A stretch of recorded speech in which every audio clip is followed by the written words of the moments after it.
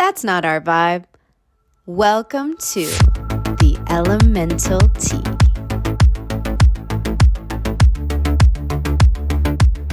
Hey everyone, welcome to the Elemental Tea, episode 8. Today we are excited to do a little bit of a bonus episode for you for spooky season. So today we are going to have a Samhain ritual. So grab a candle. Hopefully you're in somewhere where or some place where you can dim the lights and sit in a quiet little spot. And we are going to come together and create a circle. We're going to talk a little bit about some of our spooky experiences, and we would love it if you shared some of yours in the comments.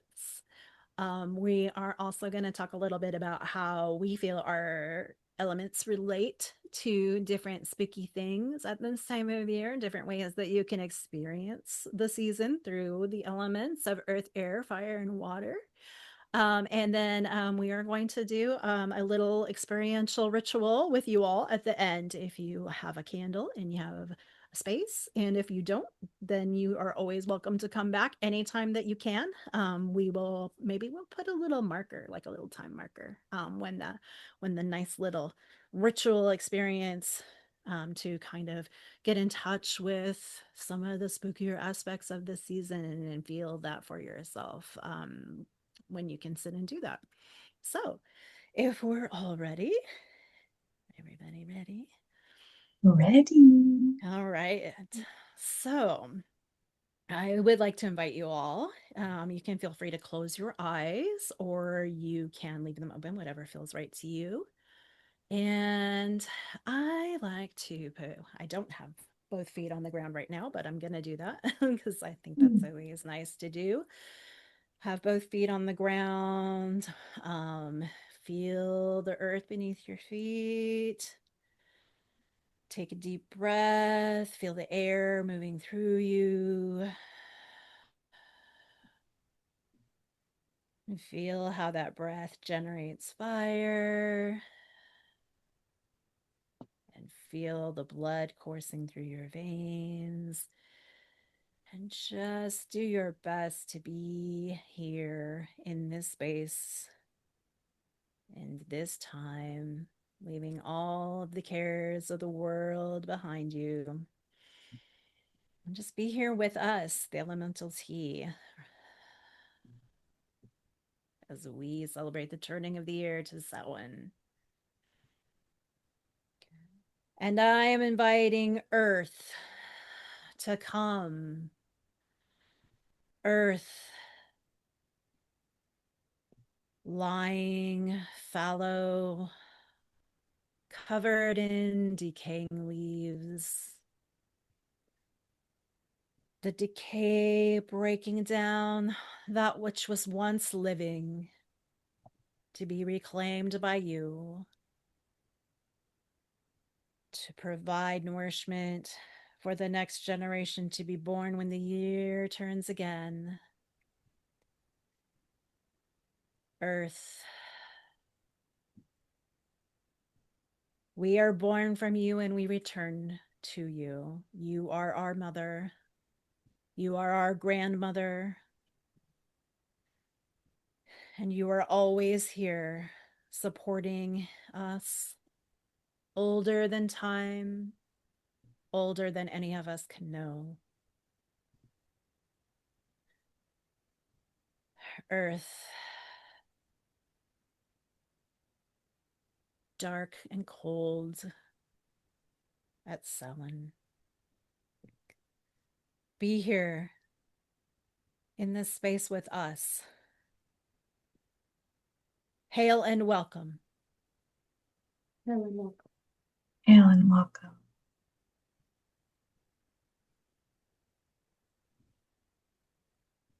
I call on the east spirits of the whispering winds, the element of air. I call upon you to encircle and protect us. May your currents carry our voices May your breath lift the veils that separate the worlds. May you guide us in listening to the voices of our beloved dead. And may your clarity remind us that death, too, is a transformation into new breath and being. Air, may you be with us now as we commune in reverence and remembrance. Hail and welcome, air. Hail and welcome. Hail and welcome,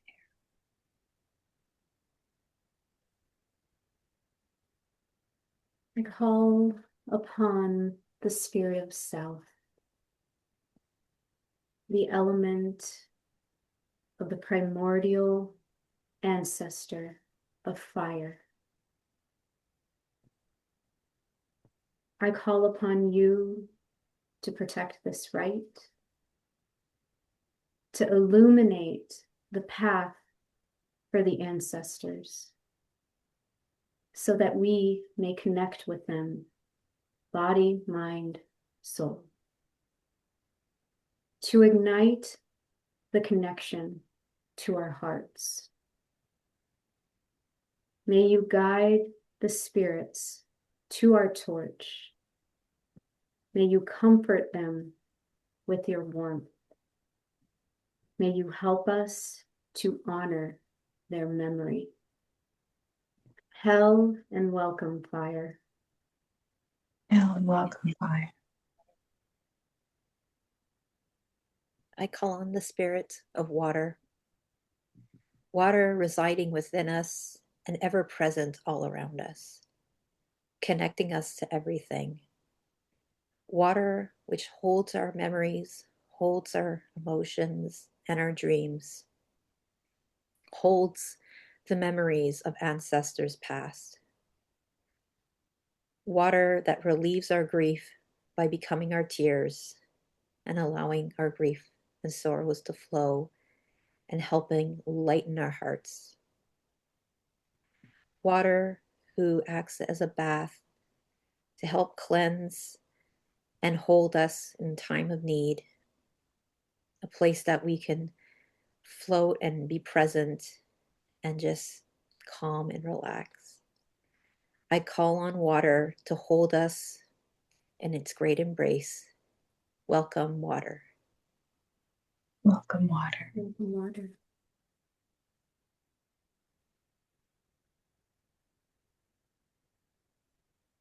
The circle is cast and we are between the worlds.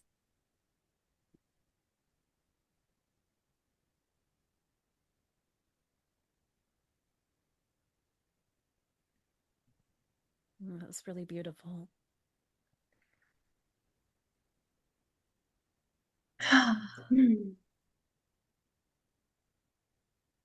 So I was wondering, do any of you have any particularly kind of like spiritual or spooky stories that you wanted to share?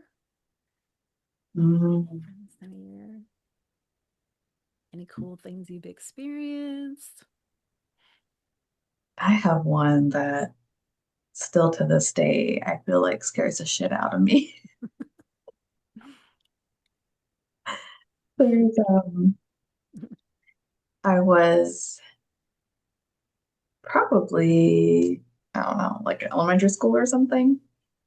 And I was outside, and the place that I lived at the time, there was like a lot of land, just like open, well, wooded land and everything. And I heard what I thought was someone crying, and it sounded like a little girl crying.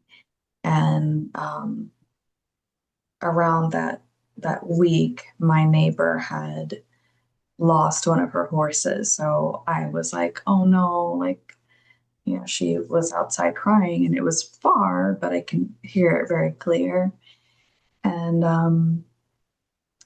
I, of course, walked closer to where I hear it. And then all of a sudden, the crying just went to like this scream, and it was just like this wailing scream. And I just remember, even though it was like pitch black outside, it was like when you see like the sound, like the vibrations, like the circles, I just felt like I could just see the sound just coming at me. And it was like this huge scream. And then it went from like the logo crying to like a huge scream to almost the sound of like a bear growling. Mm. And it just happened so fast. And I was holding one of my birds at the time, my poor bird.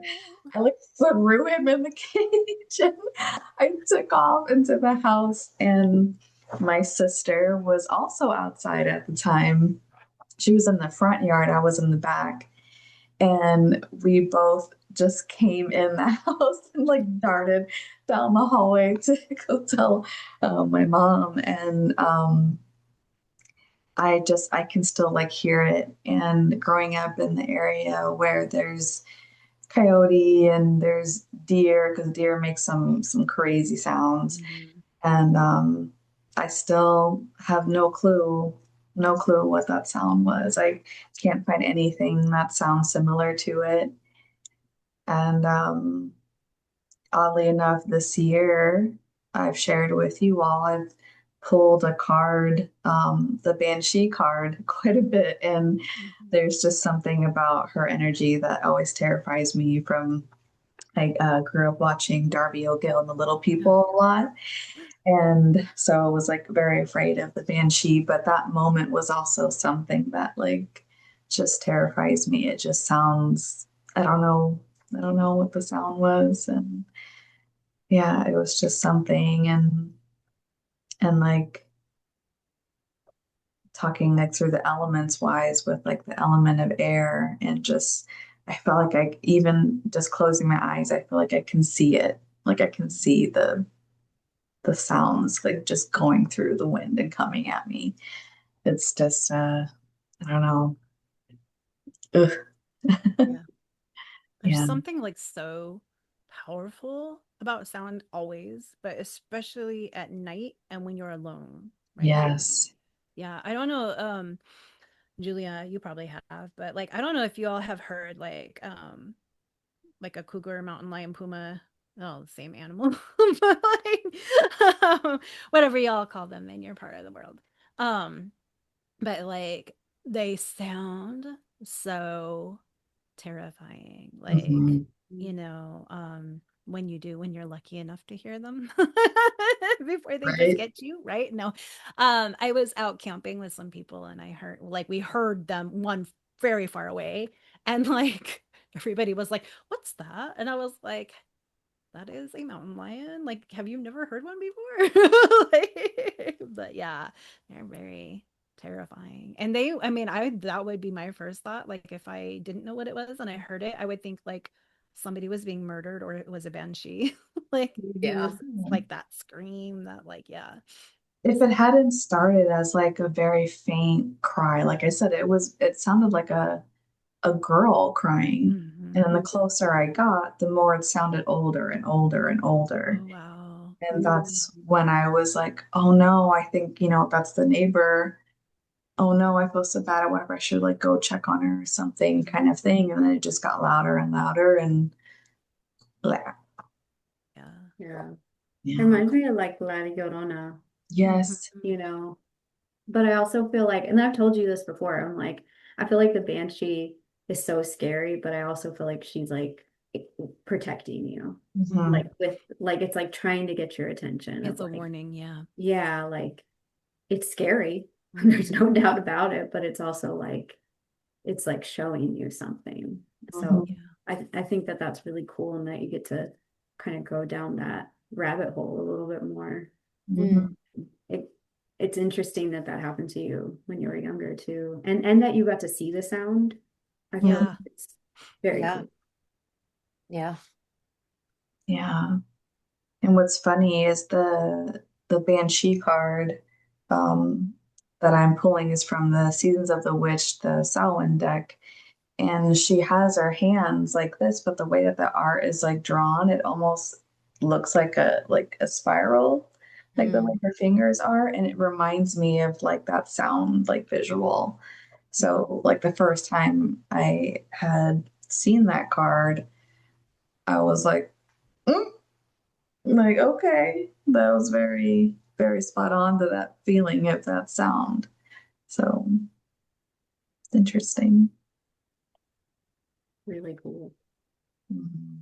I think about like La Llorona too, like how there are very similar stories, like not just that story, but like how there are different stories throughout like different unrelated cultures or cultures that are just like near each other or whatever. And like, because like I think it's a Celtic story though, Washerwoman at the Ford, Mhm. where she's washing the bloody clothes, and it's like, oh, if you go like, see what she's doing, she can suck you in, and then she's washing and then you see that they're your clothes that she's washing, and then you're like, oh shit. Like, Interesting. yeah. It Yeah. just fascinates me how, I don't know, folklore really fascinates me, how Oh just yeah. how The there's just so siren. many like similarities across culture, and how Mhm. we're really more alike than we are different. Mm. Yeah, that's so cool. I've had a spirit scream at me before, and I remember thinking to myself that it didn't feel threatening, Mm. that it did feel more of like a cry for help. Mhm. And I think about that a lot. And when like those very vocal spirits, I wonder if it is obviously scary, like there's no doubt about it. But it's like I always wonder like why are they trying to get my attention? Like what are they warning me of? Like what are they trying to make me notice? Like I don't know. It's so scary, but I always look back on those times of like but I didn't feel like it. You can tell when something is threatening you Mhm. versus something that just kind of scares you. And I just always think that that's interesting because most of the things that have been vocal that I've experienced haven't been, it didn't give me that bad vibe. And um yeah, I think that they're always trying to like be like, hey, I'm here. Look at me. Right? Yeah. I don't know. I had always heard so many stories growing up of spirits like luring you, like, tricking you, Maybe or that's maybe, more. fairies, maybe more fairies than spirits, like, and when I was growing up, my aunt lived in this house that we all thought was haunted. Like my cousins and I all thought it was haunted.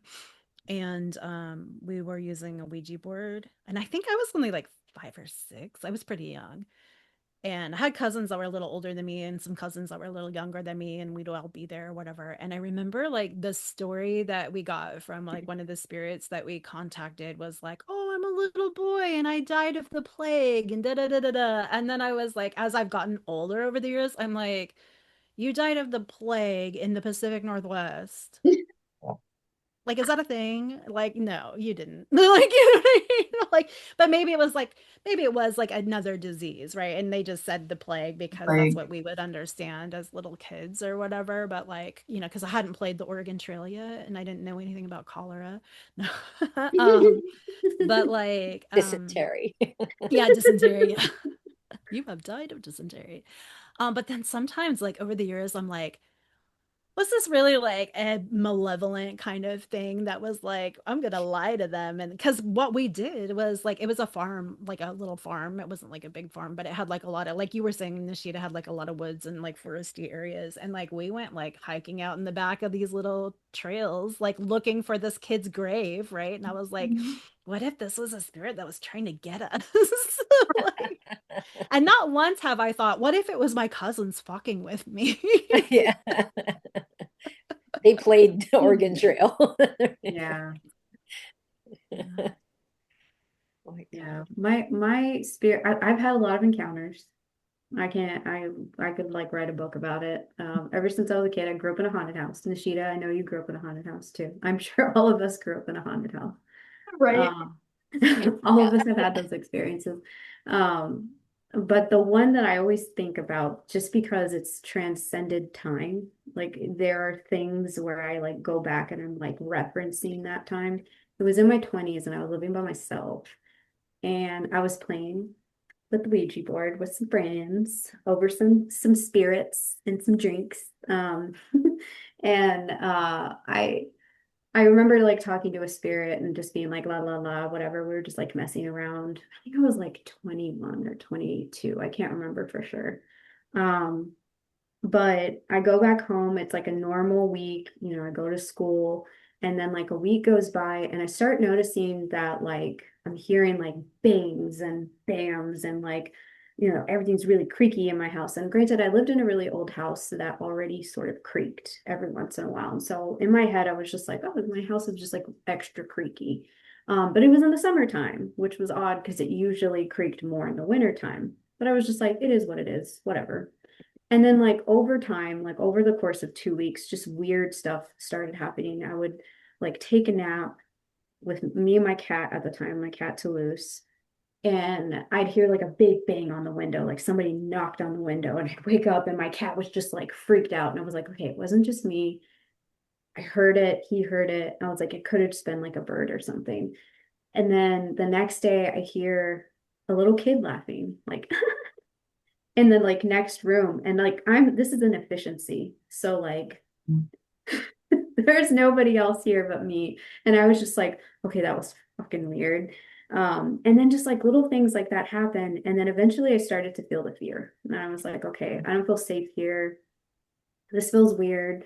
And I told my friend Sarah at the time, like, hey, Sarah, can you come and stay the night with me? Because like I don't feel safe being here alone. And it was like a school night. And so she was like, yeah, yeah. I got to work early the next day. And I was like, no, that's cool. I have school the next day. Just come over and stay with me. She was like, cool.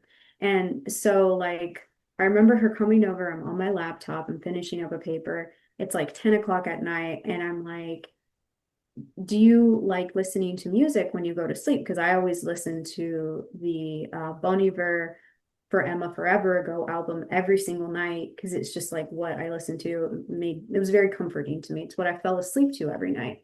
And she was like, no, I don't really like music. I like silence. And I'm like, okay, cool. So I shut my computer down. I closed my laptop. I put it underneath my bed. We go to sleep. Midnight, I think it was like midnight or 1 o'clock. I start hearing the first song from that album from Bon Iver start playing really, really loudly. And I just remember thinking like, oh, this is so nice. Because like I listened to it every night. And then I just came to like consciously and was like, wait a minute, I shut my computer down. Like, why is this playing? And then I like woke up my friend Sarah and I was like, Sarah, did you turn the music on? She was like, no, I thought you did. And I was like, what the fuck? And I look underneath and my computer is closed, but it is like you can tell the light is on and it's just blaring this Bon Iver song. My Like gosh. it was terrifying. And then as soon as we like realized it, we started hearing bam, bam, bam, bam, like in the kitchen. And I just remember being terrified and I was like, I don't know what to do. And she was just like, you can't be afraid of it. You can't be afraid of it. And she started like praying and everything. And I was like, I was just like freaked out the whole time. So we get through this night. And by the next day, my friend Sarah was like, yeah, dude, your place is haunted. And I was like, okay, that's weird. Anyways, so her mom winds up like giving me, you know, some Psalms spells, their spells, you know, whatever, the Book of Psalms spells. And she like kind of lectures me a little. She's like, have you been playing with anything? And I was like, well, I did play with the Ouija board. She was like, yeah, that stuff welcomes spirits. You know, she gave me the talk. And so I was just like, okay. And she was like, say this out loud. And I was like, okay. I called my sister later in the day, and my sister was just like, no, I'm gonna bring some sage over and like, you know, going through the curanderismo things. And then that was actually the first time that I ever cleansed my space. She taught me how to cleanse my space, and like we cleared out all the energy. And you know, I even said like the psalm spells that, you know, my friend's mom gave to me just to be on the safe side, and everything was cleared up. Everything was good to go. I went on, and it was interesting. And like how this connects to the element of fire is really interesting because I wound up moving out of this efficiency like a month or two later because I was going to Florida for an internship. And the night before I was planning on moving out, the house next to this efficiency burned down, and it burned half of this efficiency with my cat in it, mind you. Luckily, he was okay, and most of my things were okay, but pretty much that place was demolished after that because it was no longer livable. So it was like it had its own little fire after the fact. It was weird. Anyways, so fast forward to today, or I guess like 2 or 3 years ago, I was really getting into mediumship, and I was really wanting to take a mediumship course. And I kept doubting myself, and I was just like, I really don't know if I should do this. And so I was like, give me a sign, guides, give me a sign. And I remember like falling asleep, like in that state between awake and asleep. And I see a vision of myself, and it's a selfie that I took years ago around that time. And I realized that it was a photo that I took in that efficiency. And I was like, why would this be a photo that the spirits show me? That's so odd. And so I'm like analyzing this photo the next day, trying to figure out what it is. And then I remembered, like, oh my gosh, I think I took this photo during that haunting. Like, I'm positive I did. I go back in my memories, I confirm it's around that time. So I keep analyzing the photo, and I look at the photo, and I see that there's something in the corner because there's like a window in the background. I zoom in, and there's a little kid staring at me through this window. And that was the fucking kid that I heard at the time. And I was like, what? And then I was like, to me, it was like a confirmation of take this mediumship course because this shit has been happening to you your entire life. And so then I wind up getting my certification anyways. But it was just interesting how that kind of correlated. Like it went back in time. And I feel like most of my hauntings are like that. And I think it's for most people. Maybe they just don't realize it. But like when these hauntings happen to you, it transcends time. Like it might not make sense at the time, but you can go back and then it'll make sense in the future. I don't know if that makes any sense. It's like they know, because they don't understand time. Not like we do, but like we can look back at those times and figure out like what was the message there? Like what were they trying to tell me? So yeah, that's my story. Wow, that gave me goosebumps. The little kid in the window is like, I'll no. show y'all. I gotta send it to you. It's wild. So yeah, was haunted by a little kid. That's crazy because I have a story that kind of ish similar and leads to me being a mediumship later. Really? That's so Yeah, cool. I'll tell it now and then you can kind of see some parallels. It's really Okay. weird. So as you all know, I've always have issues with spirits just coming on in, Mhm. making themselves at home. They don't care if I'm tired, like they're there. Um, Another issue I have is I'll walk out and about and pick up on someone's intense energy, and then I'll dream their dream, like the shit that they're dreaming about and having issues with, like, they don't trust their spouse or money issues, whatever. And it's nothing to do with me. I don't even know these people, and they're in my dream. And it's only when I think back, like, oh, I saw that person at this place. And I think I'm dreaming their issues. And it was really problematic because I couldn't sleep. And then the other thing is sometimes, yeah. And sometimes it was spirits and they would tap in. So this is where my element of water is coming in. A lot of like that subliminal subconscious space and dreamland, but also like in that, what do they call it? Is it beta state? Is that the right word? I have I no, think so. Yeah. with all the different whatever there I are. always forget what that I'm is. so bad with that. Like the But between state. it's that like that state where you're just like in the subconscious. So that's where I feel like I get tapped into that a lot. And so for me, it comes off in smell, taste, hearing, visual, like it comes in every sense. Like if the spirit has an injury they want to tell me about, they'll make me feel the injury, which sucks. Like I felt bullet wounds in my leg from like World War I victim, things like that. So this story, I was 6 years old. Yeah, I was 6 years old, and my uncle got this rocking chair at a estate sale, which is already sketch right there. And it's, I don't know if you remember those rocking chairs that it's kind of, I don't know if wicker is the right word. It's got like that wicker backing and then this kind of like a bow. It's like a curved it's like one wood that makes the curvature and it rocks. So it's like all one piece of wood to make, does that make sense? Okay. Mhm. So it's one of those, right? So they're really rocky. And it's gorgeous. It was like the rave at the time because everyone's into like that style, that wood. I don't know what that was called, that weaved wood style. There's a word for that, but kind of what we call, like people call boho in the not 2000s, like you know what I'm talking about, right? Yeah. So he got the rocking chair, and as soon as he got the rocking chair, what would happen is they had those big like stereo systems, and just like you, Veronica, the radio would go off. But the insane thing is it wouldn't be on the station that it last was on. And stations are not like now where it can just move around by a glitch. It's like it has to be physically Mhm. turned, a dial, and you see the little arrow. So it was changed. And it would go to a station that had way older music. Like it was like a vintage 1950s station, which was really freaky because the person that passed that they purchased the chair from was like almost 100 years old. So it was like, oh my gosh.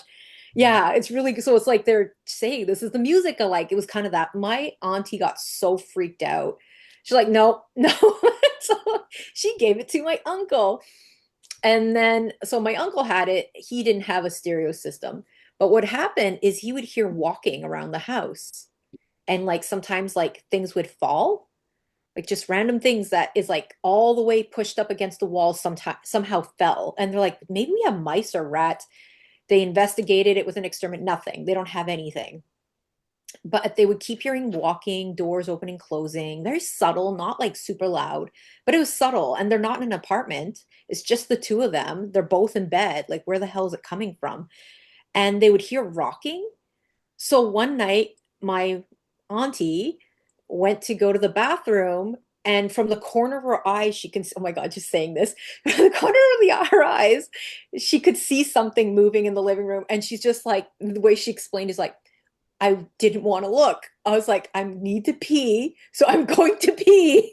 And I'm gonna run the fuck back to the room and then tell the husband to check it. Like, she did not want to look. She's like, please, for the love of God, could you please go check out what's going on? So he goes to the living room, comes back white as a ghost. He's like, we're burning the chair. Like, we're getting rid of the chair. It's moving on its own. It looks like there's a shadow on it, and it's not moving like as if someone hit it. It's slowly rocking. And when he looked at it, it stopped and then started rocking like, oh. Oh. So my uncle's like getting rid of it. And then for some reason, they're like to my parents, hey, do you want it? So my dad doesn't believe in that. He's like, yeah, whatever. I'm going to take it. You know, he's like this devout Catholic, but somehow doesn't believe in ghosts. So he takes the chair. And my mom and I, we didn't know the background about the chair, but my mom and I have a lot of like, we tap into this stuff. Like, I think I got that from her. And she's like, don't bring that in here. This thing, this whatever the hell this is, I don't know what's going on, but I don't want that in here. Someone owns that. Someone belongs like that. No.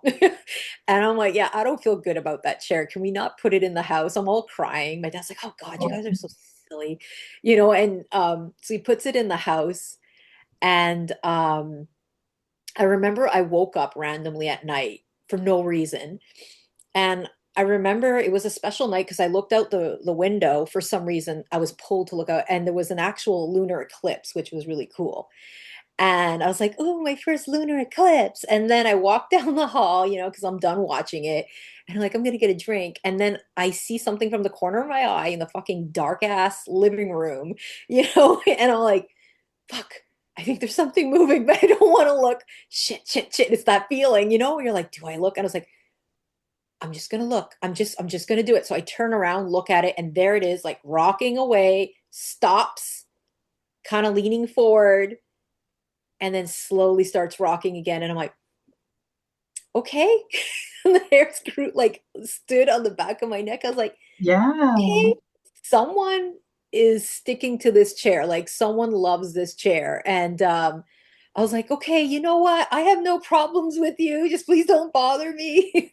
Like, and so I go and get a drink of water. I'm walking. I'm like kind of looking. I'm like, but then after that, there was serious issues that started happening afterwards. Like I started getting severe asthma.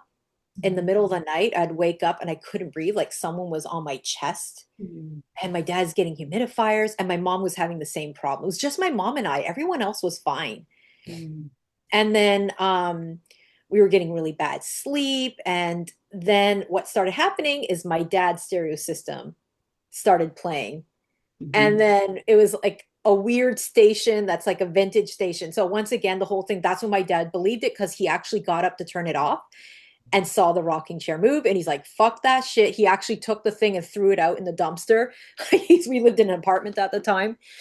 So now that story, like based on that, I kind of realized from then on that I see things Mhm. and experience things. And like, there's so many stories I could tell you, but I ended up going to psychic development later. And that's about, I don't know, 15, 16, no, 18 years ago, because I could not sleep and I was getting so much intrusive visitors constantly.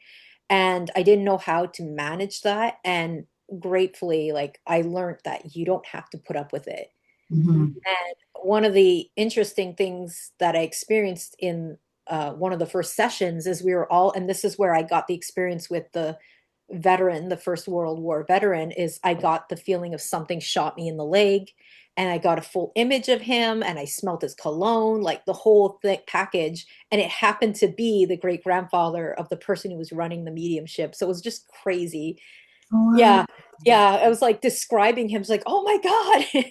So yeah, that's like kind of one of the interesting things. But that experience, so kind of like you, Veronica, it was like one of those things that kind of, oh, this is not typical. Like, not everyone sees this. And also, you don't need to have to deal with that. Like, you can put Mhm. systems in place to not deal with that. So, like, often people are like, oh, but if you're a witch, you're always haunted. No, you really don't need to deal with that. Like, you can cleanse your house, you can clear it. Like, you can put boundaries, just like you put boundaries with real people, Mhm. right? Like, I don't know, it's such an important thing. Like, you're not helpless, Mhm. you know? I really appreciate that. That's not something that I think people talk enough about, is like you don't have to suffer if you Yeah. don't want to. Because I'm a very much of a physical empath, and like I can feel other people's pain, and Yeah. I feel like it's so easy for me to be consumed by that. Um, and it's like, I think when you first start out, this was me, I'm speaking for myself, but like I felt like I needed to help everyone, right? Like I needed to help every spirit, because I see that in my waking life too, where it's like I need to help all the people. And it's just like, that's just not, you can't do that. It's Yeah. like, you know what I mean? Like Yeah. you have to say no, you have to set boundaries, and Yeah. like if I don't have the energy, and really if I just don't even trust the spirit, because that is also something that I have to work on, is like trusting the spirit too much. It's just being like, no, like please go away. Like, and you can say no. Like you Yeah. don't have to deal with that. You don't have to be in pain or physical pain. Just because you have those gifts doesn't mean you have to like cut it off, but like setting specific times for connecting Yeah. um within, yeah, like when you have the energy. But if you are sick, like one of the things that my mediumship teacher always said was like, when you are sick, you can connect really easily, so it is a benefit, but you don't have to. If Mhm. you don't have the energy, you shouldn't do it. And I'm just like, oh yeah, so like that's like the first class that we had in our mediumship course, was just like boundaries. It was like Yeah. saying no. And it really teaches you a lot about the living too, Mhm. and how you know, give so much of your own energy to everyone else when you're trying to like be the fixer, which is unfortunately something that I do often. But yeah, I'm glad that you brought that up. I think that's really important to talk about, especially for sensitive people who are, you know, empaths, whether that is emotional, physical. I think it's something that should be learned in the beginning stages of even your journey as a witch, or however you identify, because it can really put a toll on you. And I think that sometimes I think that's why I had like my fibromyalgia bout, because I was just like trying to connect and vibe with everyone and it was just too much. So, yeah. That's so true. My grandfather used to always tell me, like, this is your house. You are the owner of your house. You do not need to have anything in there that you don't want. Like, you own your house. You can tell people to leave or, whatever. He used to always say that. And so, like, for me, like, it was like, what's that saying? Like, what's like when people are still at the club, like, you don't have to go home, but you can't stay here or Yeah, whatever. exactly. But you don't have to be like, I banish you or anything, but No. Mhm. you Right. can be like, Not you're now. not welcome here, but Yeah. Yeah. don't bother anybody I care about. Just, but you're not welcome here, you know. Yeah. Yeah. So And it feels the same as when you're like, I'm not giving my energy to you, to a living being on this plane. It's the same feeling, It's right? the It's just like, same. I'm not going to Yeah. pay attention to you right now. Yeah. It's like Yeah. the same vibe as like putting your phone on do not disturb, like before you go Yeah. to bed, right? Yeah. Like I That's a just good have mine way. set. Yeah. Like you can set like a word, like, okay, like this is not my time. This is not the time. And I also want to say, like, if you're a witch or you want to be a witch or you practice witchcraft, however you think of yourself, or you're just like curious or you're a magical person, I just wanted to also like say that if you don't feel spirits and you don't feel these energies and you don't like, you could have other talents.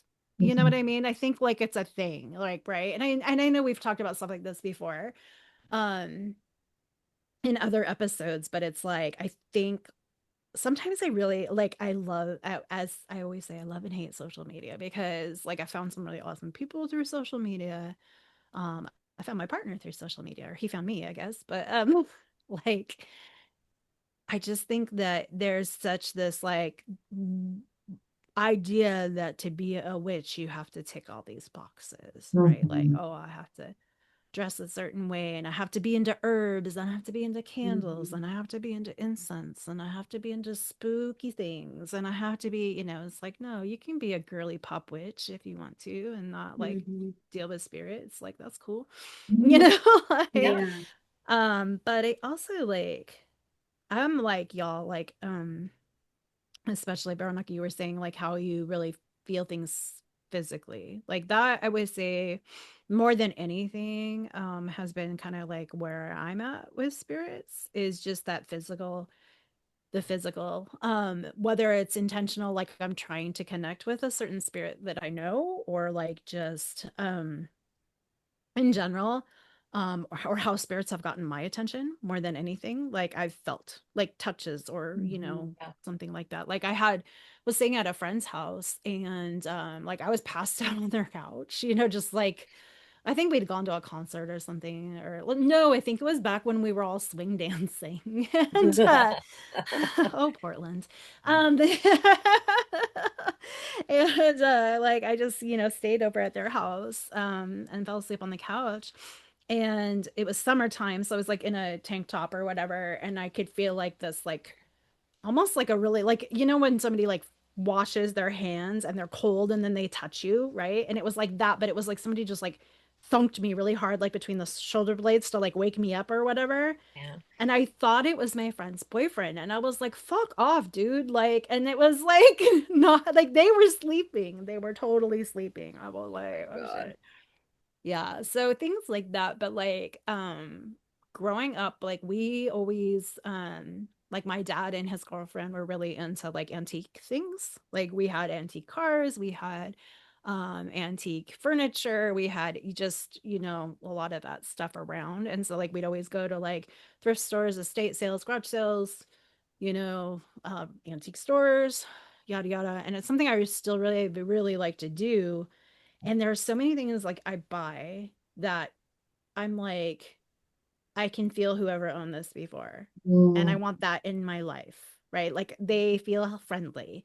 Or Mhm. like, oh, I like this barware, right? That is this random, like little whatever, because this little, cocktail culture tchotchke, because I can feel the vibe of like all the fun things that happened that this thing was a part of, or things like that. But then there's also been times where I've gone into like an antique shop and I'm like, I got to get the fuck out of here. It feels gross, like it's just too much, or the vibe is off, right? So like, but like for me, I very much like to keep things around, even if they were not things that were owned by like one of my ancestors themselves, but it's something that was maybe mass produced that they owned a similar thing, right? And so like, for example, like my grandmother, my dad's mom, she collected like the Avon Cape Cod like glassware.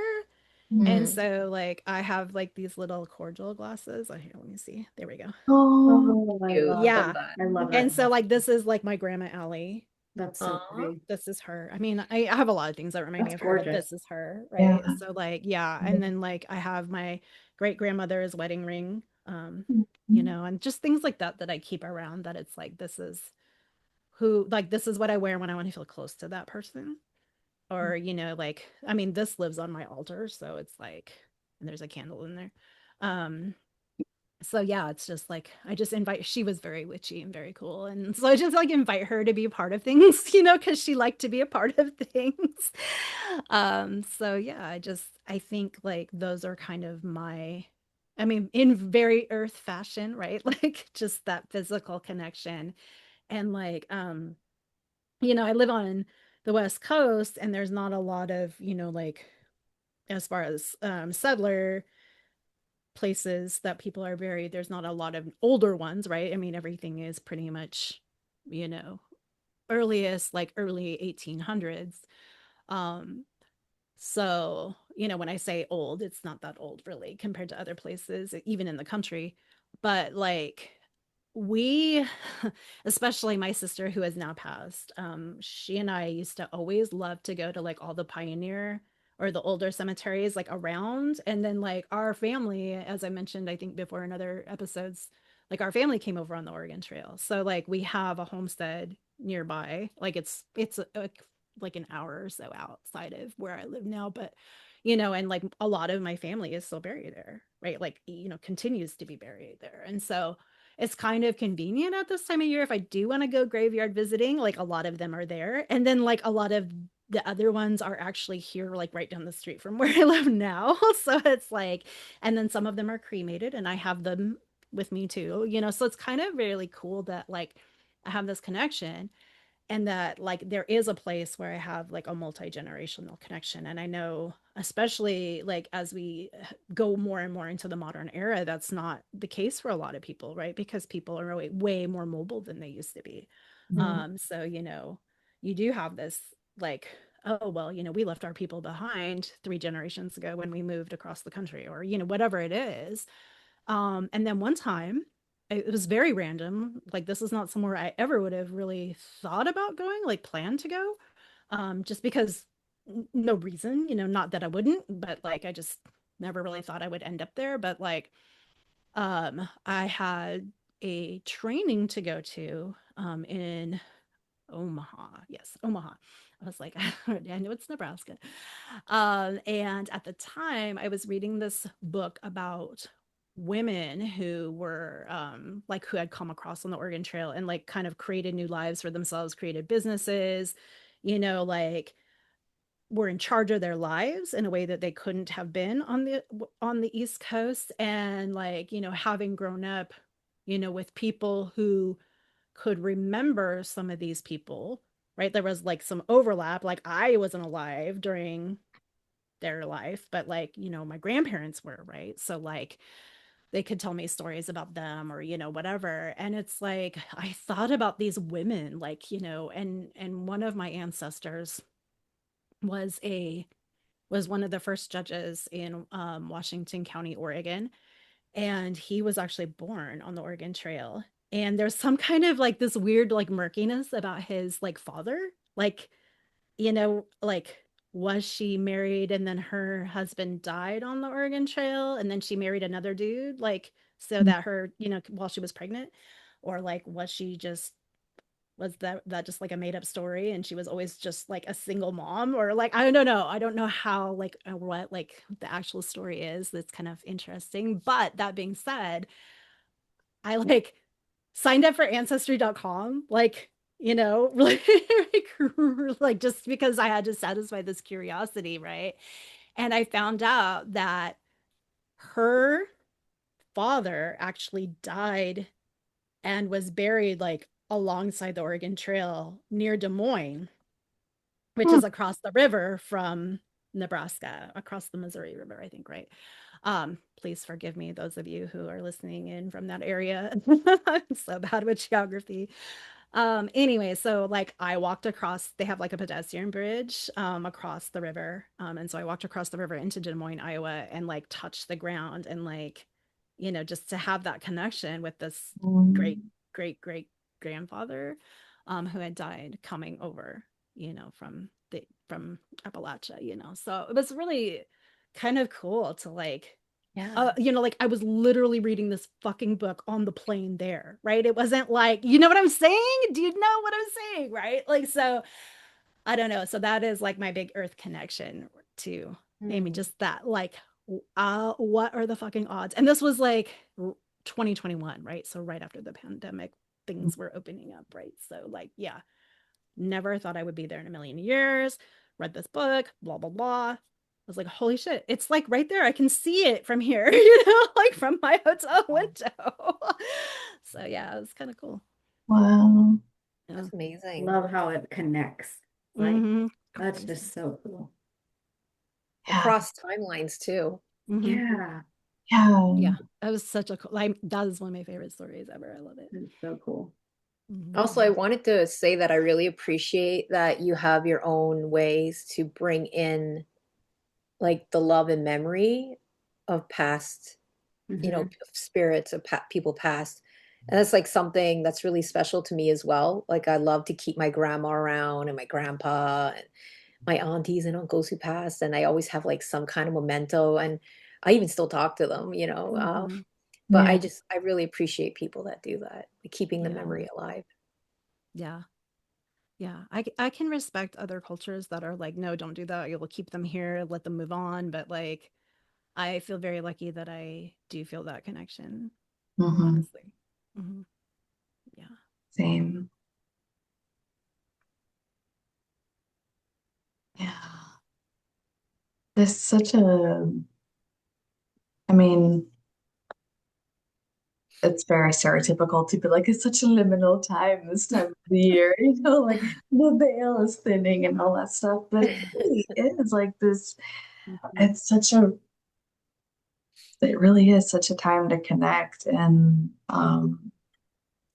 just feel everything. Like, I mean, I'm in Florida, so obviously it's not really that cold, but we have like a cool front, and I don't know, you can just feel like the shift in things outside and you know, the different birds coming in and it's just I don't know, this time of year, um, it's just a whole different vibe, even though like there's, you know, Beltane and you know, things like that where we really, really connect in different ways and but yeah, I just really love the connections this time of year and the deep work and the we were talking earlier like the release and just having that type of energy at this time of the year. It's so you can't help but feel it, like really, really feel it. And things are, you know, starting to get darker out and I don't know. It's just a cool time of the year, I think, Yeah. for communing and working with spirits and the dead and yeah.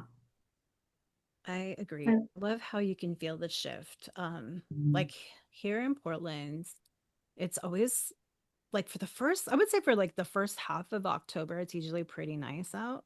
Um, really. I mean, and then like a couple of nights ago, I have really bad insomnia lately.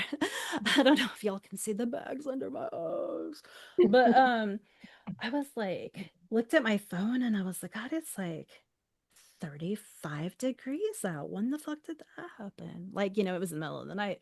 But like, and I think my partner had said something to our son about like, oh yeah, it's gonna, or maybe the other way around, but like somebody said to somebody, oh yeah, there's gonna be a frost tonight. And I was, oh yeah, I think it was my partner said to my son, he was like, there's gonna be a frost tonight. And they're like, are the chickens gonna be okay? I'm like, do you not remember they survived through the snow last year? They'll be fine. But that being said, it's like, you know, you see me all bundled up in my blanket because honestly, this morning or this earlier today, I was running around in like a sports bra, and now I'm like in my office, and my office doesn't like, it has like a little plug-in heater which is not plugged in right now because it's been hot. And I'm like, oh, I'm so glad I thought to bring my blanket because I'm cold. like, like when did this happen? Jokes. But yeah, you can definitely feel the shift, and you know, like the whole especially this far north, you know, it's like I think it's like 7:30 p.m. and I'm like, shit, it's dark out. Like, you know, Pitch because black here. yeah, it gets dark like, and it's almost like it sneaks up on you, you know, Mhm. like you're like, I swear Yeah. just 2 days ago it was still, you know, like the sun was still going down at like 8:45. Like what happens? You Yeah. know, because it's such a big shift, I think, like this far north, right? Like, I mean, Juliana, you know, because it's It's like, yeah, pretty one soon. day it's like light for like, you know, Yeah. 22 hours, and then it's like Yeah. dark for Yeah. like 5, or it's light for 5, you know, like the next day. Yeah. In a week or so, it's probably going to start getting dark by 4 o'clock. Like Hmm. dark, dark, like Yes, midnight dark. like It's really dark. crazy. Yeah. Yeah. Like in a Yeah. week or two. Yeah. I love it. Yeah. It's Not good if you got like vampires that only come out at night, but you yeah. Yeah. know, more. Yeah. Um, Sorry. That's why we all pop vitamin D. Oh yeah. I need to make some fire cider. I was telling Mark the other day. My friends are starting to get sick, and I'm like, Yeah. no. yeah. Stay away. Seriously, like the No. first time I ever got tested for vitamin D levels, like I was like, I can't move. Like I think RA runs in my family. Please help me. I had the same issue. Yeah, and my doctor was like, "Bro, stop being so dramatic. Here, take some vitamin D." And I was like, "Oh crap, do people feel like this all the time? This is amazing." Yeah, Oh I my was God. like, what? I was like, I don't have any pain at all. Like, I really thought I was moving through jello before, and now I'm like, yeah, this is great. I Yeah, know. vitamin D, man. This is why we have the sun. Got it. Right. Yeah. Yeah. Right. I Uh, was gonna say that like I really appreciated what you were saying, Ashita, about like the emotions of this time, because like I cry so much during this time. Like it is the release season, like release season, because it's like I'm constantly crying because I like, you know, like everybody is like grieving in some way, whether it's like a lost one or an ancestor or a pet, or maybe they're grieving parts of themselves that they've lost, or grieving a decision that they had to make. Like I feel like it's that time, and mhm. there's a lot of beauty in that. And I celebrate Dia de Muertos, and I go all out with my altar and stuff, but I just feel like during that time, like I don't know, it just it's so sacred to me. It's so sacred and so special because it's like I have the ability to just be in a space and let myself grieve however that looks. Mhm. Like it, and it's for everyone too. Like I feel like it really brings people together. Mhm. Even if you are from a different culture, you know, you don't celebrate Dia de Muertos, there's this connection there that we can kind of like come together and grieve in our own way. And it's like it's so sacred. It's so special. And um I think it's like it's something that I really look forward to. I don't know. It's like the time of getting to be sad and Mhm. gothic and emo, which Yes, I love. totally. But it's like it just really moves my heart. Like it just moves me so deep. I'll be like on TikTok and somebody made an altar for their dog that they just had to pass down, and I'm like bawling my eyes out, but I'm like so grateful for that, like to share that with someone, to Mhm. be in that space with someone, this stranger that I don't know, for their dog named Lucky. Like it's Right. just so beautiful, you know, Yeah. like, and it's been celebrated in different cultures and in different ways, you know, Samhain and um All Saints and All Saints Day, and like it's just such a beautiful time, and like you look outside and the tree is grieving, Mm-hmm. you know, the land is grieving, and we get to be in that space together. It's so beautiful and so special to me. Yeah. It I feel is. the same.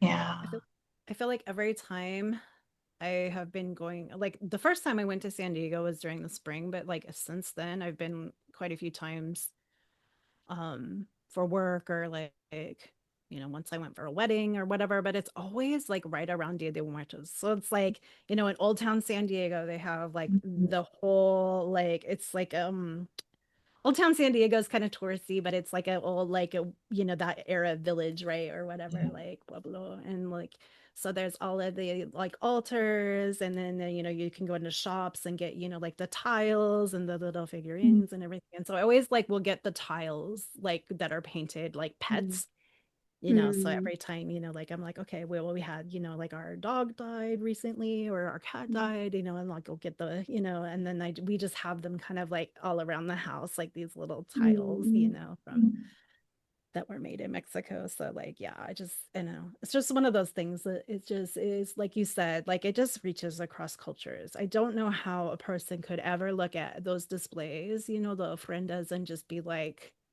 yeah, that's whatever, you know, Yeah. like how could you not see that and be like both like sad and joyous at the same time? Yeah, Like that's how I feel Yeah. when I see happy, it. sad. Yes, happy, sad, Yeah. 100%, 100%. And it's like, for me, like, I always feel this way at this time of year. Even when I was a kid, I would feel like, oh shoot, all those fun summer things I didn't get to do, or you know, all the things I wanted to do and I didn't, da, da, da, da. And now I'm back at school, or now I'm this or I'm that. But then it's also like, but it's almost Halloween. And like my family was decorated, we always dressed up. Like I went trick-or-treating until like I was out of high school. I mean, you know what I mean? Oh Like yeah. Oh yeah. it was always a big thing. And then like my dad always loved, you know, like Thanksgiving and Christmas. And it was just like so it was kind of that like, I don't know.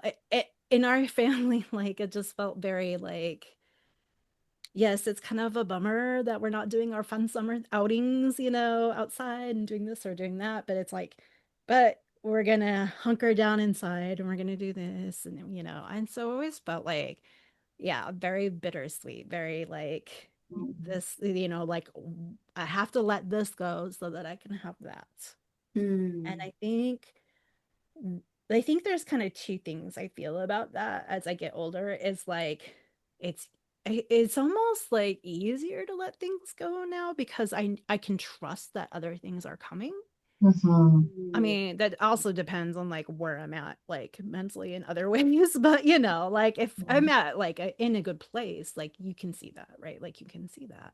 Mm. And like I've also felt like I'm at the point now where like I trust that it's the wheel. It's gonna come around, right? So like shit might really suck now, and then it's gonna get better. Or I might think I don't ever want to lose this certain thing, right? But then something better always seems to come along, right? Mhm. And so I think like it's been a long road to get there, you know, like it's been a lot of decades to like learn that lesson. And this is also a time of year like October. You know, my great grandmother, her birthday was on the 1st. My sister's was on the 3rd. My father's is coming up on the 19th. This is so like, yeah, we're in the middle of the month. So I just spoil the magic, but we're in the middle of the month right now recording this. You know, and then for a long time, especially after my dad passed, like for a really long time, I really always had a rough time this time of year, like without him. Like I always would just, I mean, like I would start crying like in September, and just, you know, like constantly just be like, oh my God, I miss them so much. I miss this, I miss that. And it's like the last couple of years, especially since we got custody of my partner's son, I think is really kind of when it started shifting, is when I'm like, I have a family. Like I have a family of my own. Like, and I get to make the magic with my family now, with my family. And this is really cool. You know, so I kind of went from like feeling like orphaned, you know, and kind of, even if I had a partner or didn't have a partner, like, or whatever, or, you know, just was like focusing on friendship, like there was still that kind of feeling of like not really belonging anywhere. And now I feel like I have that. So it's kind of, you know, again, another lesson, another way of saying like, look, you know, yes. And I think like, even if your parents aren't passed, like you still have to like leave home and start your own life and start your own traditions and start your own whatever, right? And I think as much as we may love or hate our family of origin, you know, depending, or feel conflicted, or, you know, all of the things that we feel, I think, you know, that is a rite of passage too, of like learning how to like let that origin story go so that you can create your own life. And there's a lot of magic in that. It's like a whole different type of grieving process in its own way. Yeah. And I think that has been I really liked how you kind of compared this to like, as the older you get, the more that you realize how you have to let something go, something comes in. And I feel the same way as far as like connecting with the ancestors, in that I think both of my parents, I'm lucky that they're still here with us. But you know, we have a conflicting relationship. I love them to death. They love me. We're good. But I feel like I have always felt that unbelonging as well. But with the ancestors, like when I kind of really tap into their energy, um, even if it is like an actual relative that I know or not, this like sort of metaphorical ancestor that I don't know, but I know that they exist. I feel so supported, and I feel like what I lack from my relationship with, you know, those closer relatives in my life, I get there. Like I feel like that really fills a void for me. And it's kind of crazy. I got a update on my ancestry DNA the other day. And I've always had like a really lot of ancestors. Like I'm half indigenous Mexican, and then the other half is just like, "Rah," you know, like a lot of colonization happened. But I got 17 more added areas to my thing. And now, like, I think I have like 20 different sections, and it's like, it's from all over the world, Ireland, Scotland, you know, Italy, like just everywhere. And it's small percentages, you know, it's not a lot, but it's like half of me. And all of that is like an amalgamation. And every medium that I've ever been to has always been like the energy that you connect with the most, and the what you like, your guides are ancestral. Like everybody has always told me that. And I see that now. And like when I give myself permission to like, maybe it's not permission, but when I actually take the time to connect with my ancestors, I feel that support and I feel that lacking. And then it helps me heal my relationship with my parents, because I'm just like, you know, that I don't rely on them to fill that void anymore. I just kind of accept who they are. And then I can see how they care for me in their own way. And it just, yeah, it's brought me a lot of healing. And but I've had to, I think that's come with age. Like I do think, because there's just something so cool and exciting to connect more with like a deity or like angels or something. I'm like, oh, that's so cool. And like I love doing that, and I still do it. Um, but I do feel like the ancestors are kind of like at the forefront always. And they're always there, and they're always waiting for me to like connect with them. But it's very similar, Nishida, you and I have had conversations about like Santa Muerte, where it's like there's a connection and there is something there, but there's always kind of like a resistance or like I don't want to do that right now, but if I just actually take the time to do it, they're there. And I think the ancestors are there for everyone in their own way. And it doesn't have to be an actual relative that you know. It can be the ancestors of the land. It can be the ancestors that maybe you've never even met, but they're there somewhere in your bloodline. And I also feel like the ancestors could be the trees and the rocks and the land. 100%. Yeah. You know, it doesn't have to be something so concrete. But it's yeah. I was just gonna say, like, and also of this lifetime. Yes. Ooh, that's a And good before, point. it could have been a completely different set of things that I think right now I should connect to. You just like blew my mind. That's so true. Yeah. It's like the spirits that transcend time. Yeah. I'm gonna sit with Yeah, it. I mean, I know like there are things that I feel a real pull to that make no sense. Yes. My ancestry really is like almost all like English, Irish, Scottish, and Welsh. Like, you know, like 90% of it, you know, Which so is it's really like, cool.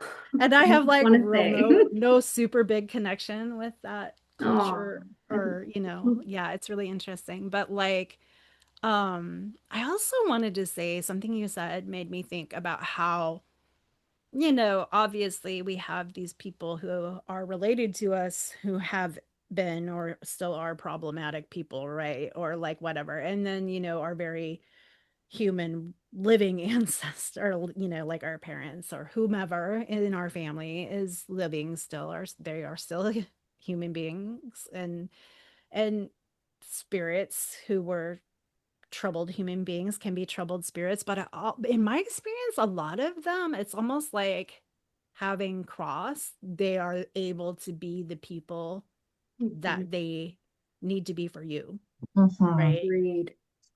So I think like, I don't know. I mean, I've been in a lot of circles where they're like, and I understand why, right? Because, and especially if like there are some newer folks who are like, have not figured it out yet, right? That have crossed and they're still acting a fool, right? Like, cause they're whatever, they're too new. But like, yeah, it's just like the well ancestors. But I think that's a good caveat, right? Like I want to connect with my well ancestors. I want to connect with the ancestors who have my best interests at heart. And I want, and for me too, like I feel like it's always important to feel like, and I want to give them something, right? And I think a lot of the times it's, I want to give them a voice. Like I want to tell their stories. I want to, you know, I mean, like we've all done that here, right? A little bit, you know, like talked about, you know, things that have happened in our past or happened, you know, with our ancestors.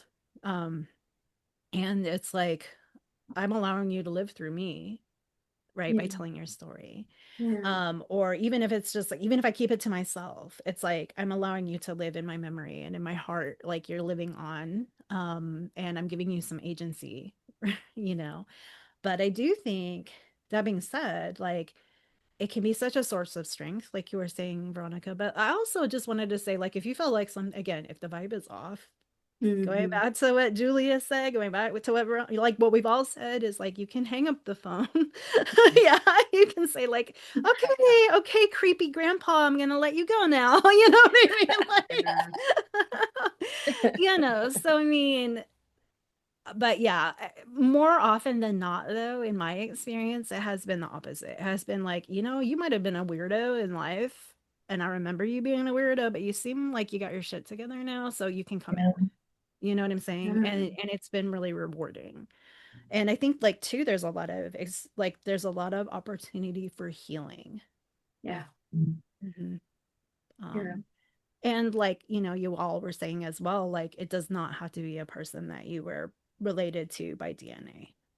It can be anybody that you have a connection to or that you feel, you know, safe with, or, you know, for me, I have some folks that are like, I mean, like I named myself after Mae West, and so she is one of my ancestors that I connect to. You know, like I have a photo, like a still from one of her movies up in my home, you know, I kind of, pay homage to, like, so it's like, yeah, there's so many ways of connecting with these folks. I mean, and they are here, right? And so, and they do. I mean, it's like, I don't know.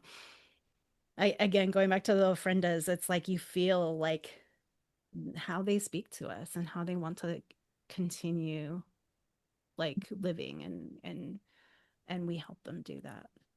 Mhm. Yeah. Yeah. I was gonna say like Molds too. something that, yeah, something that I really like about this season. Well, for here in the Pacific Northwest, so May, you could probably relate to this, is we get a lot of rain and it's very dark and rainy. And it's actually my favorite time to visit the ocean because no one's there. It's No so one wants to hang out true. at the beach when it rains. It's so true. I go all I go all the time in the winter. People are like, what the hell's wrong with her? But No. People are like, who is Titties to the beach? I'm like, so, but like something that really transcends for me, but not just with like the beach, but especially with fog and mist. Like I love like the Pacific Northwest, or even like the Smoky Mountains too, right? Like on the the East Smoky Coast, Mountains, but like the mist and the fog, and something that really, like, there's so many levels of that, like how that's so evocative of this time of year. But one level that clicks for me is when I think about the process of water and how it's recycled for Mhm. millennia, Mhm. and how it's all like it's in us, it's around us, it's everywhere, it's everything, and it's like, and it's just being reused and changing shape and everything. And I think like energy passes through it, like like how things are transmitted through our body, right? Like with like electrolytes and things like that, like how, and like our lymphatic systems and the blood and everything. And do And you we think breathe about it that in and emotion? out too. Mhm. Yeah, you breathe it in and out, and like how rivers transport nutrients and like the whole system, right? Mhm. And it kind of makes me think of energy that way, like spirits. Mhm. When I say energy, I'm talking about everything that's making us Mhm. animated and functional and, being in the world. And like I really have a hard time to separate spirit world from our world. Mhm. I tried, like people say thinning of the veil, but I'm like, the veil's already thin for me, bitches. Like, Mhm. but I understand. I think there really is something about this time of year. My suspicion, and I could be wrong, like my suspicion is something about the shorter days, but that's from my Mhm. perspective of living here, because if you're near Yeah. the equator, it's a totally different experience, right? Mhm. But also I think just generally that idea of like introspection and everything, and just it's like a different pacing, and it kind of forces you to notice things more. But like I said, I can't speak for southern equator people, like I'm way south. Like I don't know if it's the same experience. But whenever I'm just outside in the rain and just thinking about this rain, like where have you been? Like where have you been Mhm. collected and you're in the sky and you come down on me? Like where have you been? Like, do you know what I mean? Mhm. Like you I think about those do. drops that are hitting you. Like where have they been? Were you from another continent? Were you from this beach? Like where have you been? Like I know you're not really from here. You probably evaporated from somewhere else and got pushed over here. Like I don't Mhm. know, it's the thoughts that go through my head, and it makes me think of like energetically when spirits, I sense them like, you know, where have you been? Like, who were Mhm. you? And Mhm. how many times were you someone else? Yes. Yeah. Yeah. Right? And like, how many Yes. times have I been something else? And have I been like, Mhm. when was I a spirit? And like, I don't know, like those are thoughts that come to me this time of year. And it Mhm. makes me super, not nostalgic, sentimental. Yeah. And like, Word. I have so much reverence for Mm. spirits and us, like as a whole, and we're all here together, and I don't see the separation. Like it makes me love them so much. And maybe they're a little effed up right now, and maybe we need to give a little boundaries. But I think, and maybe I'm wrong, it's okay, but this is just the reality I live in and how I see it. But Mhm. I just feel like they're on their journeys too, just like us, and they're learning. And maybe there's a reciprocal action where we're learning from them and they're learning from us. And there's this like interplay, and maybe we'll never realize it. And maybe some of us realize it more than others. Like, I don't know. It just makes me think of that. And like when I have those moments where I'm on this quiet beach in the rain And I'm just like, where have you been, Rain? Like, tell me your story. I feel the same about the spirits around me. Like, I really feel like, what's your story? Like, what's my story? You know, I just feel like this time of year makes me super emotional in a very loving, like big love way. Like Mhm. sometimes love is so, it's so much, it's so big, and it's like, whew, Mhm. okay.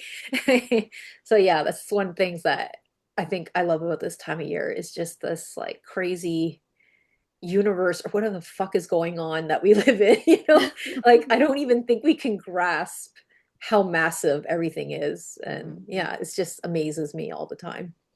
No, actually, you're making me think about this experience I had last week when we went to Cape Disappointment, which is in southern Washington, just north of the Oregon Washington border, just on the north side of the Columbia River. And for those who have never been here, we have, especially on the Washington side, we have a lot of mountains, but they kind of go down into Oregon too. So there's like a coastal range of mountains that kind of goes up into the Olympic Peninsula and becomes like the Olympic Range in Washington. And then there's like the Cascades, which are the big ones, like where Mount Rainier and Mount St. Helens are, and Mount Hood in Oregon. And those go all the way down, you know, like into Mexico and up into Canada. And but like it makes like this really cool thing happen at the coast, right? Because there's the shorter coast range and then there's the taller Cascades. And so there's like this really cool mist that happens, like that rolls over the coastal range or like the Olympics, right? Where depending on where you are, obviously. And then, you know, goes into like the valley and gets caught up on the Cascades. And you know that becomes kind of the rain that hits Portland and so or Seattle or wherever, right? And like when you're at the beach, it's like, and you're there on like a gray rainy day, it's so beautiful because like we have like our conifers here are more of almost like most of them are almost like a silvery green. Like they're not a vibrant green here. Mhm. So we already have like this kind of, you know, like the blue spruces and we have, you know, the Douglas firs, you know, and they're more of like this kind of like bluish end of the spectrum. And then you have this gray mist, right? And then you have this basalt rock, which is like blackish, you know. And then there's a lot of moss and ferns. And, you know, I mean, yes, we have trees that shed their leaves, obviously. And we even have conifers that shed their leaves. We have larches here. And so, you know, sometimes you'll see those change colors here and there, but those seem to be more like, those are more like in the Cascades. So on the beach, it's just like this green and gray and like almost black gray, you know, and then there's the gray of the Pacific Ocean. And it's just like, and it just sounds very boring, right? Like the way I'm describing it, maybe, but Oh, it it's is like gorgeous. the most liminal fucking place, right? Like ever. And Yes. then at Cape Disappointment, we have black sand. Oh, Wow. So it's like, beautiful. yeah. So, I mean, and it kind of depends on where you are, like how black that sand is, right? With like the flecks of gold in it. And but then like, you know, so sometimes it's like more of a grayish sand and sometimes it's more of a blackish sand. And so I should actually send pictures, but I was at, you know, I was at the Cape and there's this one beautiful beach that is my favorite. And you know, like there's the ocean and then, you know, there's this cliff face and there's like all these little plants, all these little, you know, like little succulents and little mosses and little lichens and things. And so like what I do when I go to this beach, and I could also go get river water not far because in this state park, it's like the river, the Columbia River is there in parts of it, and then there's like the ocean, and then there's all of these other places, right? And so I go to this rock face, and because of all of this mist, like even in the middle of summer, there's like water dripping down from the plants on these rocks, right? And so you can get a blessing from like all of this mist collecting on these rocks. Like you can just like let the water drip into your hand and like anoint yourself with it, right? And then I walk over to the ocean and I do the same thing with the ocean water. And this is something like I do every time I go, every fucking time. And it is just like I cannot not do it. And then then we usually will go to like a place where the Columbia River is. And the Columbia River, if you've not seen the Columbia River at the mouth of the Pacific Ocean, it is like an amazing sight. It is so huge. It is just I like every time we cross the bridge from Astoria into Washington State or vice versa. And I've actually, like a year ago, almost exactly a year ago, I actually walked across it. And it is like, I think like a 5 mile long bridge, I want to say. And that's not even as wide as the mouth is, like, because that's like inland still a little bit. Like, I've been across that bridge. I can't even tell you how many times because my partner lived on the Washington side when we first met. And so, like, we were doing a lot of driving back and forth. I still get teary-eyed, you guys, when I see the Columbia River. And I live near the Columbia River. So it's like the Columbia River is one of my people. It's one of my ancestors, like my spiritual ancestors, even though like I'm not indigenous, I did not come from this area, right? But like my family has been here for so long, and I was raised with like this idea that these are important people in our lives, right? And so like I'm not trying to co-opt anybody's culture. This is just my experience, like my lived experience. And to be able to be in this place where I can see the vastness of this beautiful body of fresh water, this Mhm. amazing ocean, like the largest ocean, right? And these beautiful cliff faces and these beautiful plants. It's just, it moves me in such a way like I can't even explain. And then I also need to tell you, because she will not tell you, that Julia paints pictures of this vision, right? Like she does. And it's amazing. Like It's I wish I could just give you beautiful. all my money and just have you paint for me. Like I would just cover my whole house It's and all just I paint. it's so, I mean, seriously. Julia Masuda art. Go visit now. We're gonna put it in the show notes. Like seriously, I could, yeah, it's amazing. I mean, you really do capture it. So I just wanted to give you props for Yeah. that because Yeah.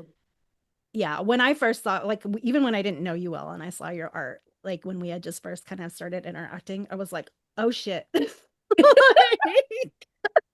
I'm like, I'm like, she is lucky I'm not into, well, she's probably not lucky that I'm not independently wealthy, but 'cause otherwise I would just be like, shut up and take my money. So yeah, it's amazing. So Yeah. yeah, Your sorry for the Pacific Northwest commercial there, but I just, I it's just love you. beautiful. Mm-hmm.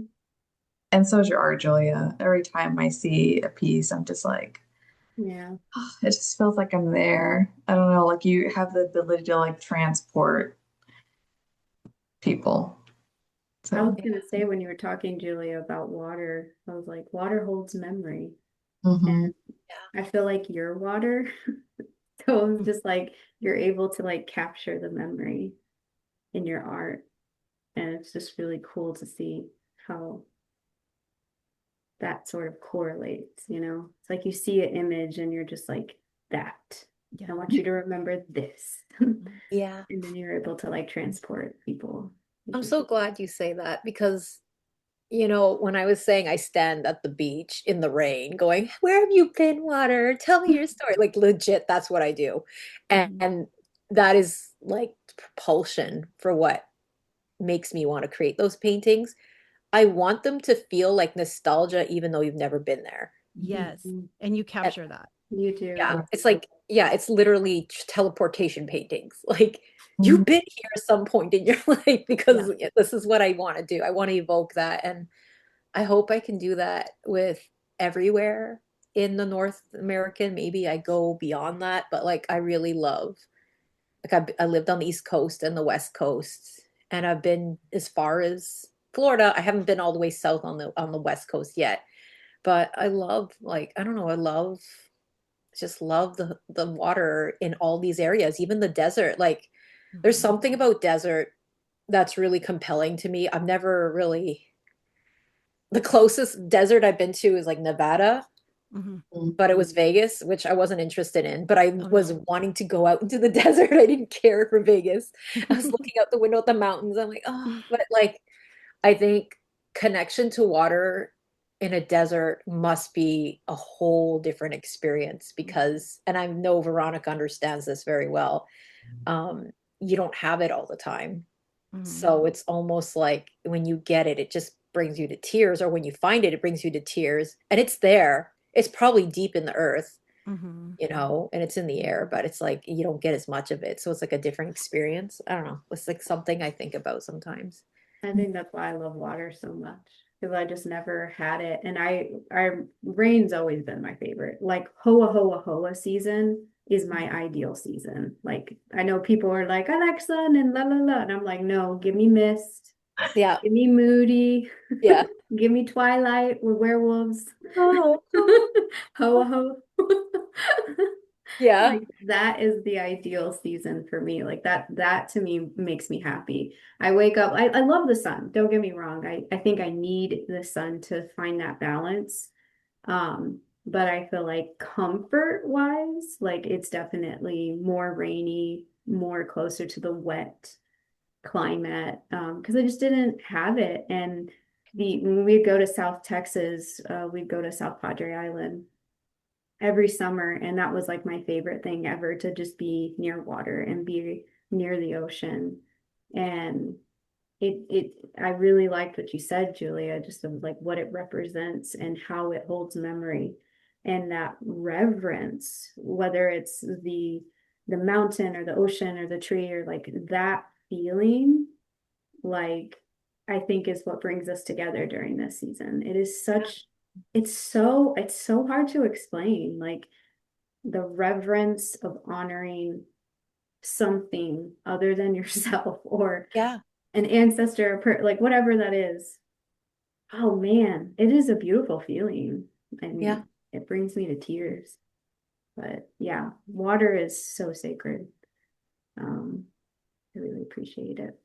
And yeah. I feel like every time it rains now, I'm gonna be like, where did it come from? Where have you been? I love that. Yeah. I feel like water too, it's such a deep connection because, it's used for like scrying or things like that. And I like Julia, what you were mentioning about like seeing things that are there at this time of the year, that's like they're always there. It's just right now we have the ability to see them a little bit. Yeah. Like holidays and things are coming, and like times where spirits, and it's like the spooky season literally, and like Yule, and it's the ghost stories and all of that. And so it's almost like they want to be there to celebrate as well.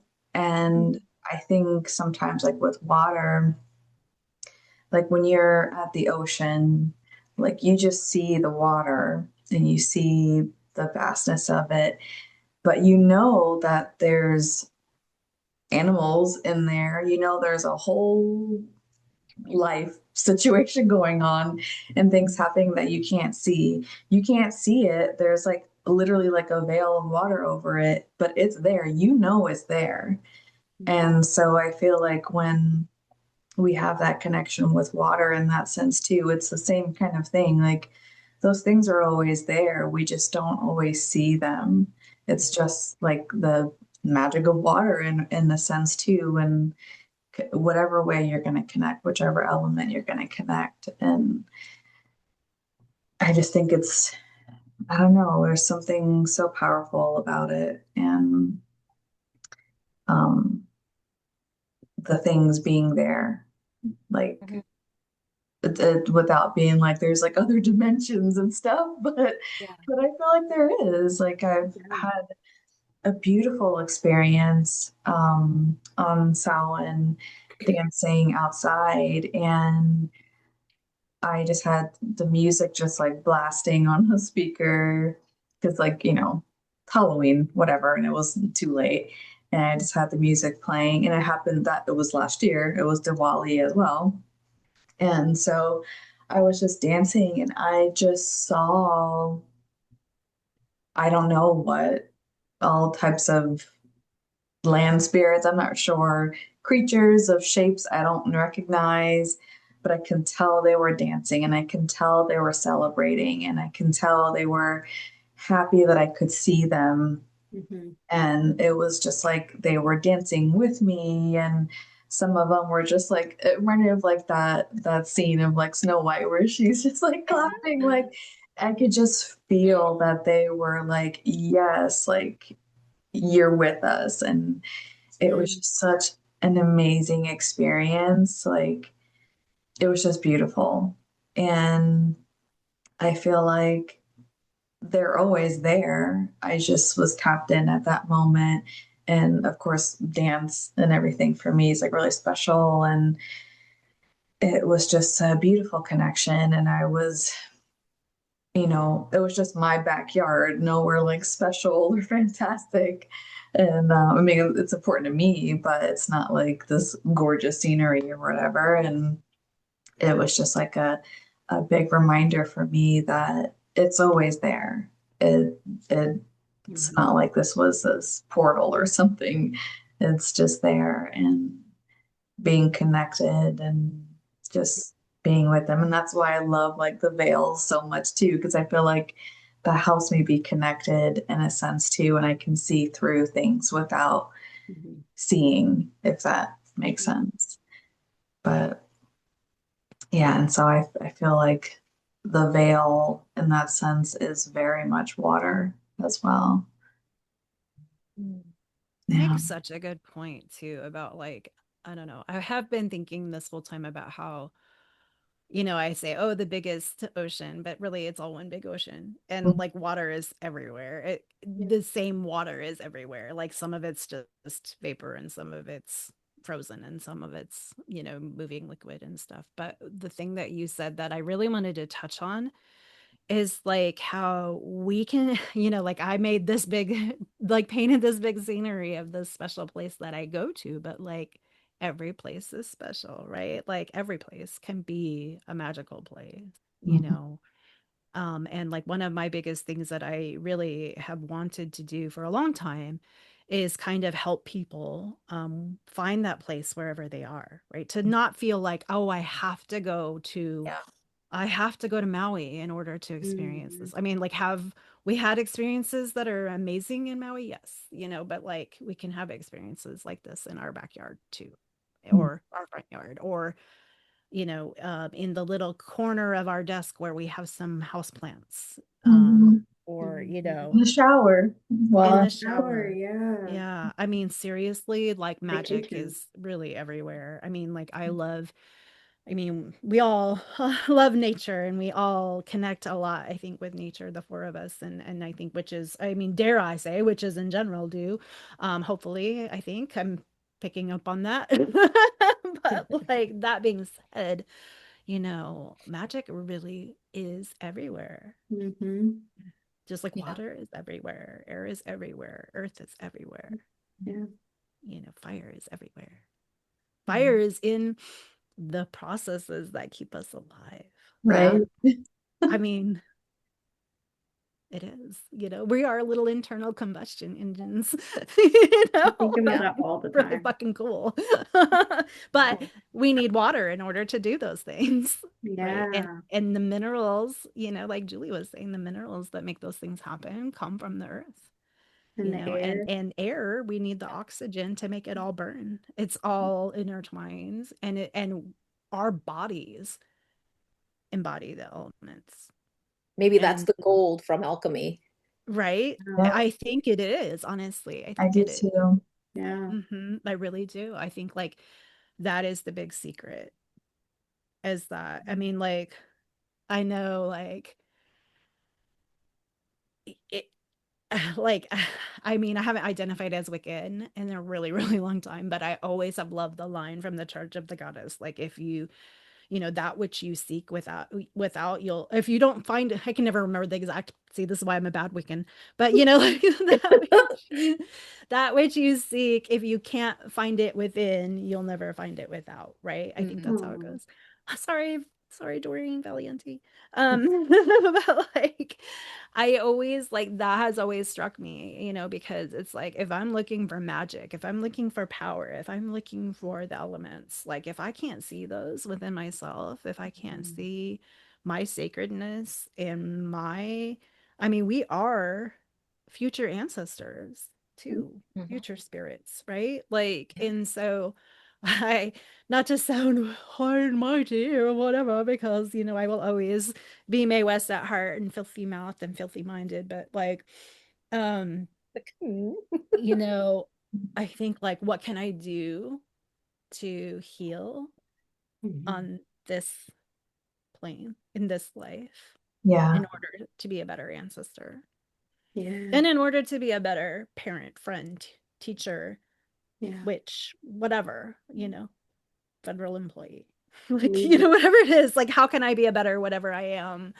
But also to know, like, to balance that out with grace, to say, like, also I'm doing the best that I can. So like, I don't always have to feel broken, or I don't always feel like I need to improve, or I don't, you know, but to feel like, okay, if there's something I can work on and fix, like, let's go ahead and do that. Right. But don't be so hard on yourselves. Right. Because there's always that chance after we cross the veil to be like, you know what, I could have been a little bit better. And now poof, I can, you know, so like, You know what's crazy sometimes is like the realization that being better is just realizing that you're fine already. mhm, Yeah. You know what I mean? That's so true. yeah. You And I like feel do like that. we're yeah. That's some tea. that Thank is you. Yeah. really some tea, because I do feel like, especially in late stage capitalism, everything is fucking commodified, and healing is like so commodified. And it's like, I gotta get up here and here and here. Mhm. And The then bar is always I need to buy the moving. next course. And I need to market myself in a certain way. I need to This get the is why next I think degree. I'm sorry. Oh no, go ahead. This is why I think ancestors and spirits are so important Yeah. because not all of them, but I think most of them, when they're outside of the corporeal form, they're like, well, fuck. I'm just, I'm here. Like, this is me. I'm present here. There's nothing else. Like, everything else was just bullshit. I Yeah. think there's something, and I could be wrong, okay? Like, I don't know everything. I'm just Right. my perspective on things. But I feel like there's a lot unloaded when you become to that point, unless you have like, I mean, I really do believe that some spirits get lost, right? Like traumatic death, whatever, they couldn't leave. Mhm. But a lot of them, there's a lot of weight lifted off and they're just their purest form. And I think there's something that's so powerful in learning from that and connecting with that, Mm. kind of connecting to your own essence outside of the body, well, inside of the body, or however you want to think of it. But yeah. Yeah. I think you get So, really clear really quickly about what was important. yeah, yeah, yeah, yeah, yeah.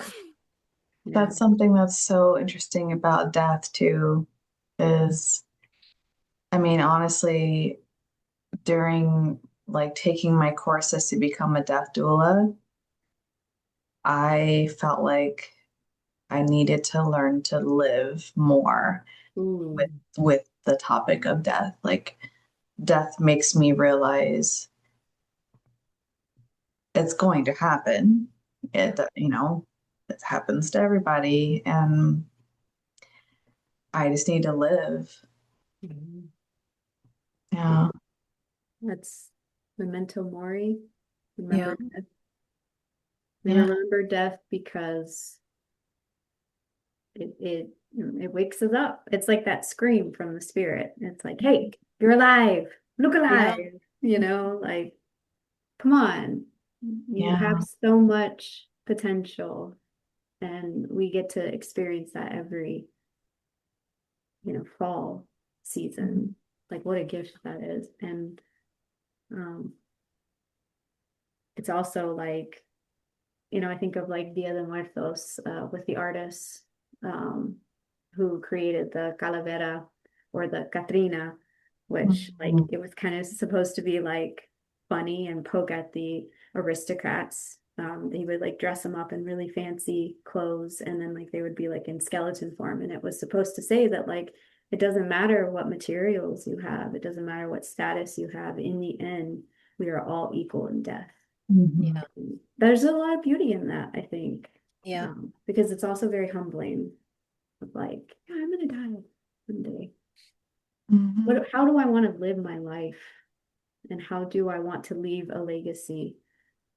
as a future ancestor. Mhm.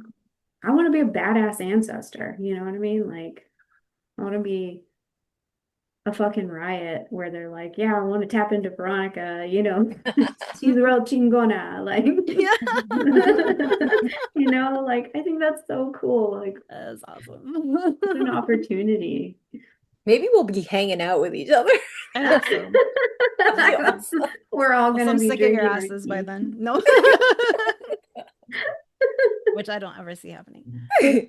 But yeah. My in-laws, my mother-in-law said the most beautiful thing today. It was like one of these rare, sunny, gorgeous falls, and we still have like a couple trees that changed color and lose their leaves. And it was cold. It was like in Fahrenheit, I believe we were 33 today. And she told her husband, we're up in our 80s. What if we only have 5 more falls? Oh And what yeah. if this is the last sunny, beautiful, perfect fall? Like, what if Mhm. this is the last fall we have? Like, are we going to stay in the house and putz around? Or are we going to go for a walk and enjoy it? And I was like, oh, so beautiful. Mhm. Beautiful. Yeah. As a disabled person, I think about that a lot. Especially when I Yeah. am having one of those days where I'm like, I don't think I can leave the house. And I look outside and like this Yeah. week has been gorgeous. And I'm just like, and I've been exhausted and I'm just like, fuck. Yeah.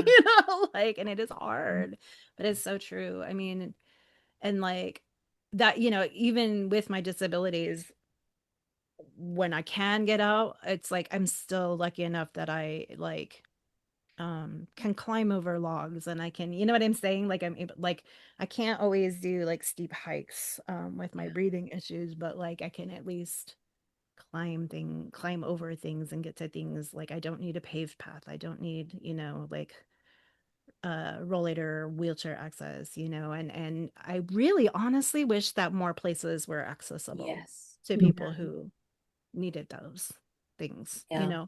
Yeah. because that I think is the biggest thing that bothers me about our culture here in the Northwest is I feel like even though theoretically the outdoors are available to everybody here, I mean, like there are a lot of places that are fee free, but even the fees are not that bad, at least, in the States.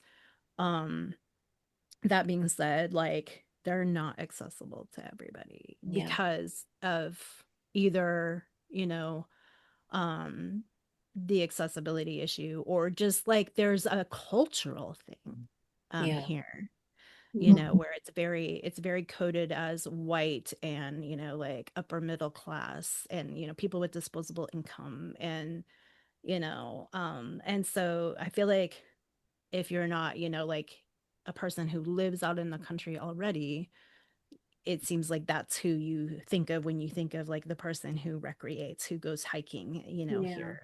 And I just think that's, I mean, it's not always what the reality is. Reality is all kinds of people go hiking, but like I think there are people who self-exclude because they're like, well, I don't shop at REI and I can't afford that crap and I'm not that kind of person, or or on a racial basis they don't feel safe, because they're like, oh, what if I go out in the woods and I run into some good old boy, with a gun, like, and that's real.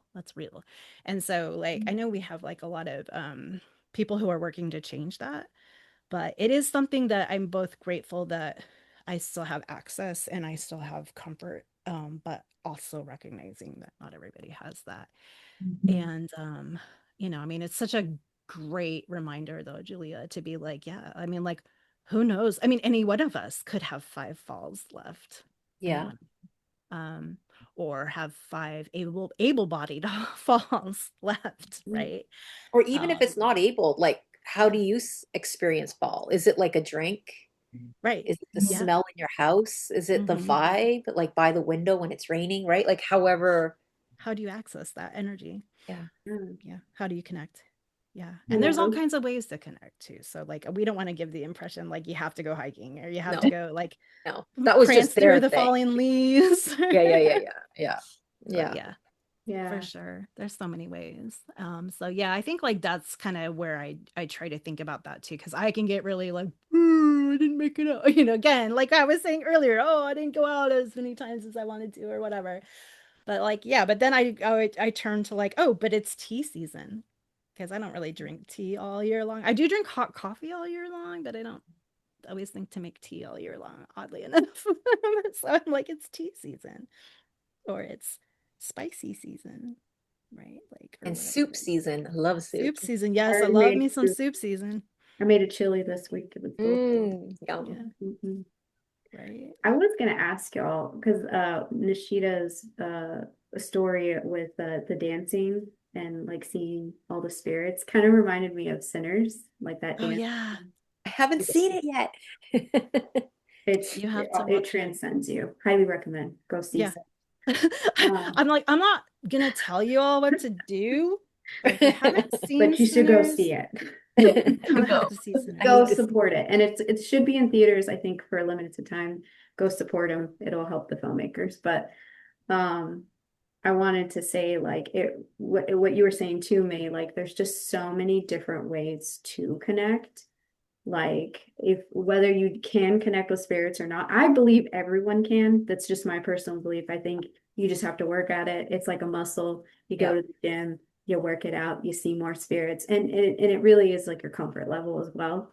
Are you more accessible if you're, like certain factors? Yes, but I do feel like everyone can connect.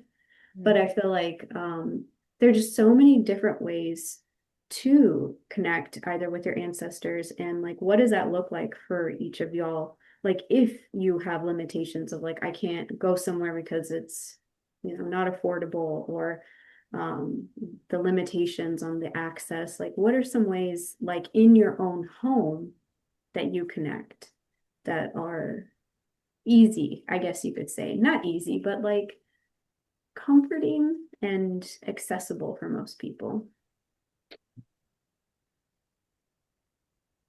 Music is mine. Spirits, right? Ooh, that's a good one. Music, Yeah, I was gonna say singing. music and food, Food probably. is mine. Mhm. But then I also like doing like inner journeys also. So like meditating. Mm-hmm. Yeah. Mm-hmm. What Because about you you, can visit Julie? anywhere in your head. Sorry, I couldn't catch, like, was it connecting to spirits or connecting to the season? To like the spirits or the ancestors, like in the Yeah. comfort of your home, how would you do that in a A lot of, simple? yeah. Music, food, definitely music and food. Also movies. Ooh, that's a good one. Yeah, movies Movies is a big one. There's movies I watch just to remember, Mhm. my relatives when I was Mhm. sitting with them as a kid watching that movie and that Mhm. memory. Um, Go watch Sinners. Yeah. yeah. Yeah. Watch it, Julie. Oh my God. I need to watch it. I want to. You're like me with Agatha all along. Like I've been Yeah. I want to. I just haven't made it happen yet, I promise. I'll get to So it. nobody talk about it. Yeah. But Still. I love food because it's a multi experiential thing, Mhm. Yeah. especially if you make it and Yeah. you've made it with the ancestor or you have an Mhm. ancestor's recipe that's been passed down. Mhm. Like there's something about that. And sometimes I think about and the feeling I'm having when I watch people eat this food and enjoy it. I wonder Mhm. if they had that experience and that experience is passed. I don't Mhm. know. There's something about that. I just love that so much. Yeah. Food's a Yeah, big one for me. Yeah. totally 100%. Listening to music while making food and Mhm. then like feeling like they're there, like Yeah. while you're cooking and like adding everything and then like cooking a meal that they liked or like something that maybe they taught you is really special. Um, I like watching Coco, the movie. I love that movie. It's so good. I had a cat named Coco, so like that's kind of like I mean, there's just already like so many ancestral connections, obviously, but I just feel like it always reminds me of Coco and um I've been afraid to watch it. I think like I will just bawl my eyes out the whole it time. is so sad. Yeah. I cry every Somebody time. was like, I cried like a baby. I'm like, okay, I'll wait on that. But I think it really captures the reverence part Yeah. where it Yeah. really just It it's so does. special. I think this year I might be able to. We'll see. I still can't watch Coraline. Hmm. That one is whew. Hear the music and then I'm about to bawl. Yeah. I used to sing all the songs to Cora. Actually, if you can see, like right here, there's like a Oh yeah. Dia de Muertos dog, like Oh, I do see her. Yeah. there. Yeah. Yeah. Oh. And the Libra. Beautiful. Yeah. With cooking too, like the three people that I named, my great grandmother and my who is on a different side, but like and my dad and his mom were the three people I would cook with most often. So Aw. yeah. So I Mhm. definitely like feel that like closeness with all three of them. And they all three enjoyed it very much too. So it was like a happy bonding thing. So Mm. yeah. And it's one reason why I will always love the cheesy like 1980s and earlier Christmas music, no matter how many people hate on it because they're sick of hearing it from October 1st on. Like I'm like, bring it because we always used to listen to it when I was growing up and it just makes me Yeah. feel happy. Yep. Mhm. Yeah, I remember like being at my Thea's house and like when she'd always play Vicente Fernandez.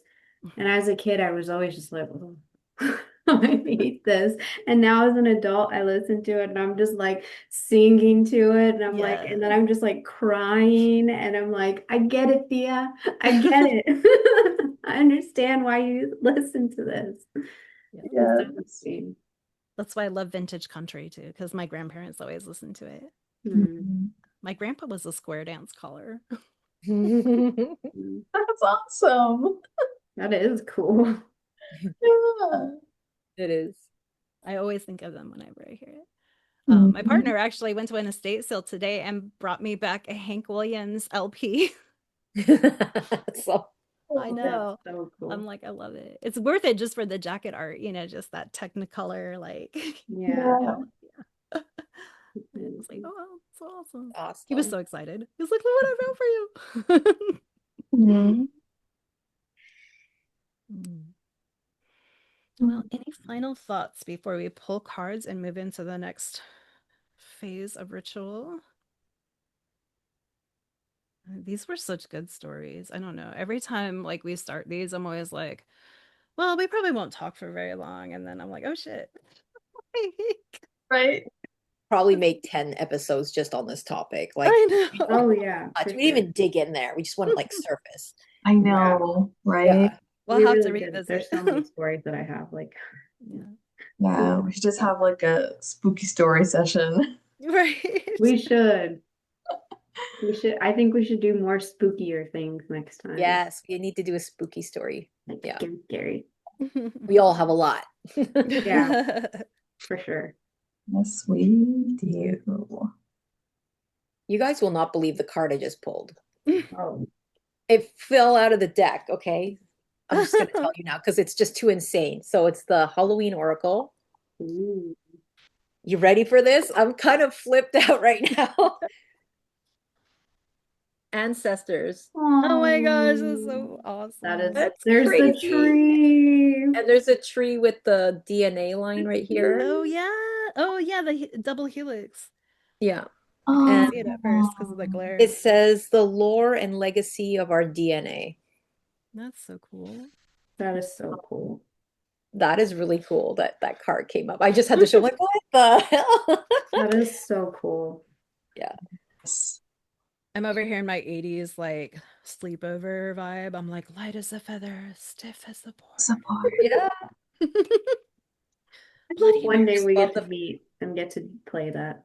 I love the fact that it's Right. showing like the root system that Yeah. goes under, and there's the light in the background. And I just love the idea of, what we were talking about with water, like the unseen. It's kind of like the roots underground. And like a lot of like spirits and ancestors is not something we see. It's just something that we trust and know. And there's something really beautiful about mystery of life. And I think it's all part of that big love I was talking about, like that overwhelming big love. And I don't know, there's something really beautiful to tap into that. And it doesn't have to be ancestors directly, just the concept, I think also is really beautiful. I mean, and our ancestors aren't all human either. I think Yeah. that's like Right? something people forget. Agreed. I talked to Could have been Cora. a trilobite, like, Yeah.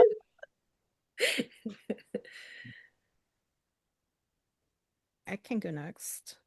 So Okay. I have the Shadowscapes Tarot. Oh my gosh, I can love never that do deck. this right. Let me turn down. Maybe I need to turn down my light. My light is really And if you bright. put it right in front of your face, Oh yeah, I always forget that trick too. Okay, hang on. There we go. Mm. oh, that's pretty. And then I always go backwards. Okay, wait. Yeah, there you go. I don't know. It's like Are not. those It little doesn't fish? want to focus. Okay, so anyway, it's to see mer creatures Oh, that are Oh, wow. embracing, and then there's fish swirling around them. And the Ten of Cups is my card with my partner. So mm. whenever I get this card, I always think of him and our life together because, Aw. yeah, it Mhm. just brings me joy. And it's just like, I mean, yeah, in this card especially, they're kind of the two creatures are kind of like really focused on each other and not really paying Mm. attention to things outside of them, which is not really us, but like we're like, oh yeah, there are other people and we acknowledge their existence, but at the same time, like I love how like the creatures are seem to be like just kind of coexisting happily and everybody's Yeah. Like coexisting intertwined. happily. That's Oh so my beautiful. gosh. I I don't love the know. water connection. Yeah. Yeah. I can't wait to show you on my card. And the emotions and everything. Like, I don't know. That's cool. Yeah. Yeah, and I like how it's kind of like sun and like the sun and the water, like one Yeah. of the creatures is like blue and one's yellow, and so it's kind of like this union of opposites. And um I don't know, it just really makes me think about how earlier I was talking about how like I feel this sense of belonging, and that's what this card always makes me feel, Mhm. is that sense of belonging. Mhm. Mm. I can go next. Yeah, it's yours, Veronica. Now that I'm Okay. like, I want to see it too. I know. So I pulled from the Santa Muerte deck. This is really cool because I just saw this. So I talked about Memento Mori earlier. This one says Memento Vivir, Oh, remember that's to cool. live, Mm-hmm. which I Yeah. was just like, oh shit, hitting me in the feels. So I pulled the star card, Oh, wow. and this one has an ocean beneath her, Oh and there's wow. like there's skeletal fishes. Um, oh, I wish I could Wow. Wow. Oh like wow. Gorgeous card. it's gorgeous, and she's pouring out the water. She's sitting in the water, but it's like beneath there are dead looking skeletal fishes that are swimming around. But then you have that solar aspect up here. Mhm. And it's so interesting because it's like the conversation that we had, like me being born in the desert, Mm. but like my soul, my heart are connected to Mhm. that deeper oceanic water. But I feel like the star card for me personally has always been super special because it's a card of like faith, and it's a card of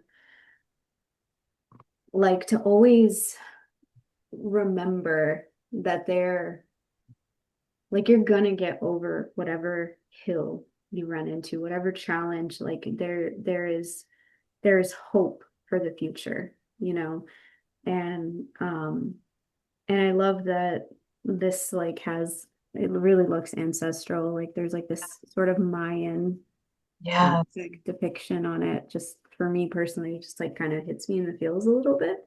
Um, but I also like that she has her hair Yeah. Mhm. and then how the hair is like falling down into the water, which kind of reminds me of like the roots of the tree. I Yeah. feel like hair is so sacred, and hair is something that I is one of my offerings a lot of times to spirits and to the land. I always give my hair to the ocean, and it's just really cool to see, but it makes me feel that reverence that we talk about. And I also like that there's lily pads, Mm. and lily pads grow out of mud, and it's like, I think that's just so symbolic for healing. And it's like we kind of have to get through the muck to kind of see the magic sometimes, but it's always there. We're always connected.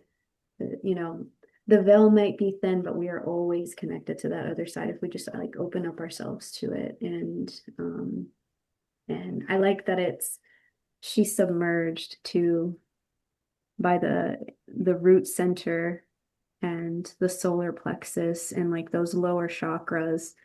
And it reminds me just kind of like the earthiness of this time, like, and when we can kind of connect to that higher self or that higher version of us, and we remember and we identify, this is who I am. This is part of me. This is part of my soul. It's just really beautiful. I love this card. So, It is. yeah. Wow. That's so beautiful. Mhm. Mhm. And it That- makes me think about how we're all like parts of the stars, Yes, that's so right? I don't true. know. I just like, and Yeah. like the connection of everything. And I don't know, it's just so beautiful. We're all just stardust, baby. Right. Mm. With my card, that, I mean, just the connection piece alone. So I'm using the Deftones deck. Look at that. So it's all majors is like the whole deck. So I got the High Priestess. Oh, wow. So it's like how perfect of a person to be connected. Yes. Love the antlers and Yes. the tart Yeah. looking Love kind of the background. antlers and like the moon. Trying to Mm. get in there. Wow. Yeah. And I mean, I think every card in here is like a skeleton. Um, so yeah, it's pretty much like skeletons, like all through um, I love each that of deck. the cards. So, but I mean, it's just the way that the High Priestess looks too is like pretty awesome. Mm. Mm, being that and like it's hard to see, but like the way their face is, Mm. even though it's like a skull, it just feels very, very connected and very like rooted and even the veil, being able to go and see through that veil and be connected in there. Um, Mm. yeah, it just felt like it was a good card for like all of our cards together. And she almost has like the double helix like through her. Yeah. Yes. Yeah. Just the way everything kind of goes through, and even like the top part of there's like a crown, and then the material wrapping, instead of it being just like the columns, like just how the material wraps here. And yeah, it's Love it. a really beautiful card. It is. I feel like the High Priestess reminds me of a mirror too, which is also Yeah. very watery. Yeah. Like it's like when you get the High Priestess, it's like gotta look inward, Yeah. Mhm. gotta look at yourself. Yeah. But you do it in the most kind way. You know what I mean? Yeah. It's not with like outside influences. It's like a very compassionate inward like, Yeah. does that make sense?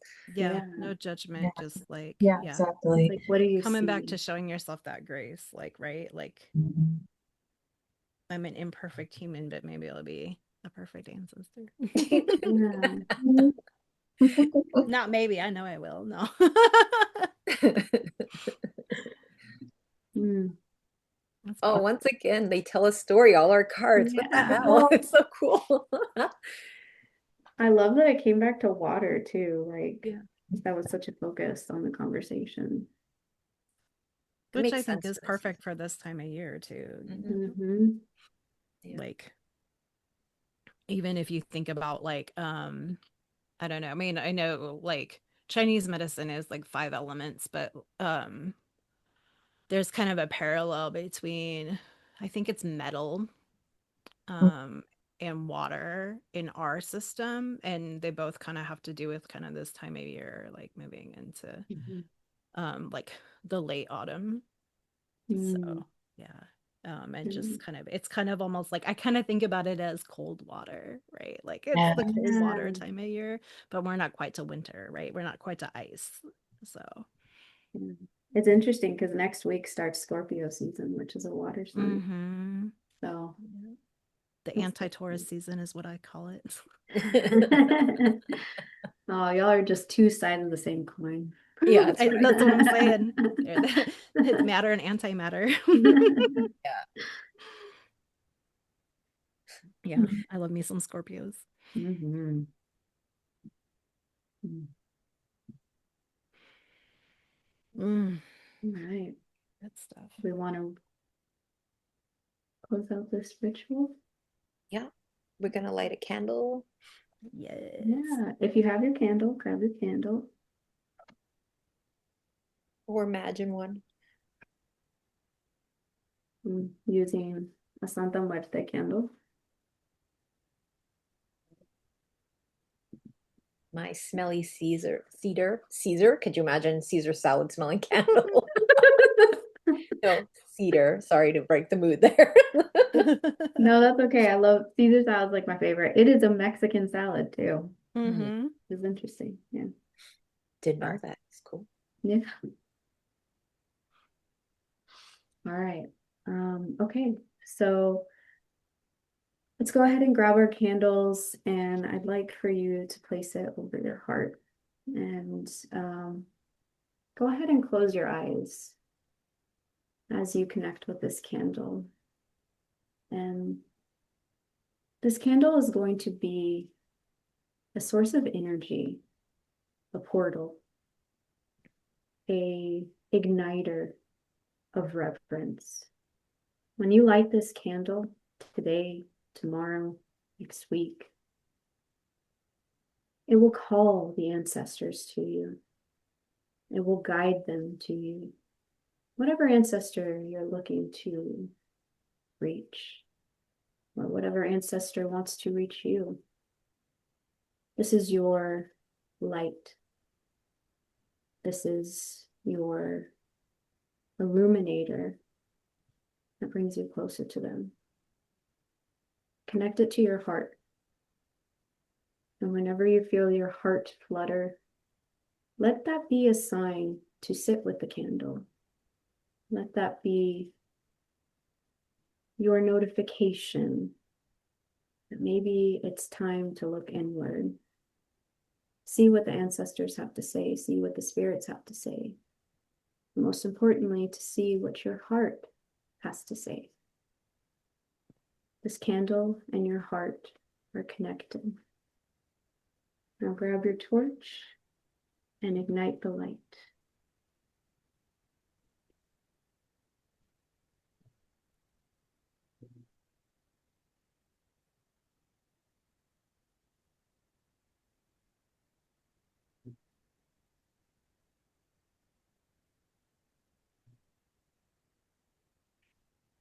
To the great water that resides within us and around us, cradling our dreams, relieving us as tears, our tough love mirror, our infinite baths.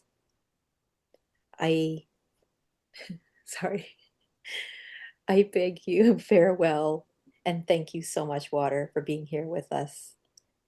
Hail, water.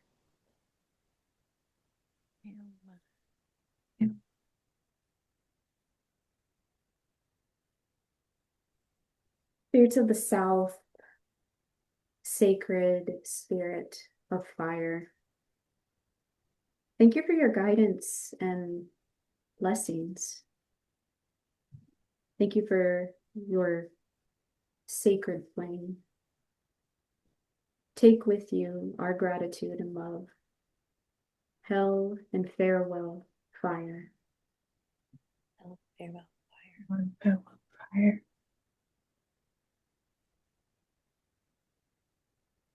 Element of air, thank you so much for lending us clarity and breath tonight. Thank you for carrying our words and our memories into the unseen so that they may reach the spirits that we honor. And until we meet again upon the wind, hail and farewell, air. hail and farewell. Hail and farewell.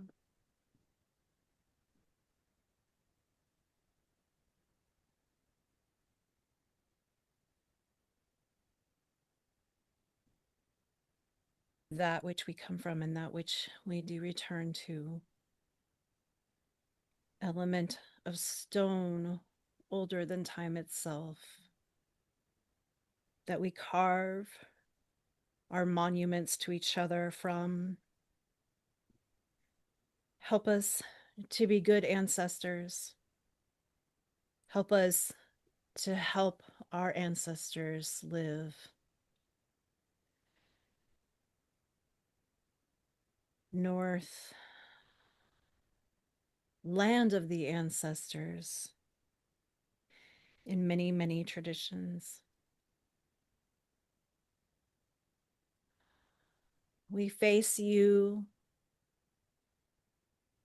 to say one final farewell to those ancestors who have come to us through the lighting of these candles tonight.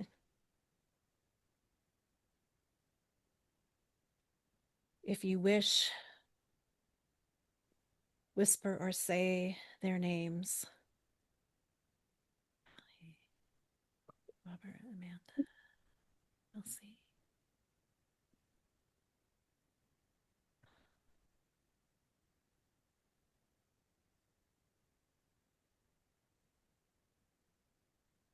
And as we extinguish our flames, we bid you hail and farewell. Hail and farewell.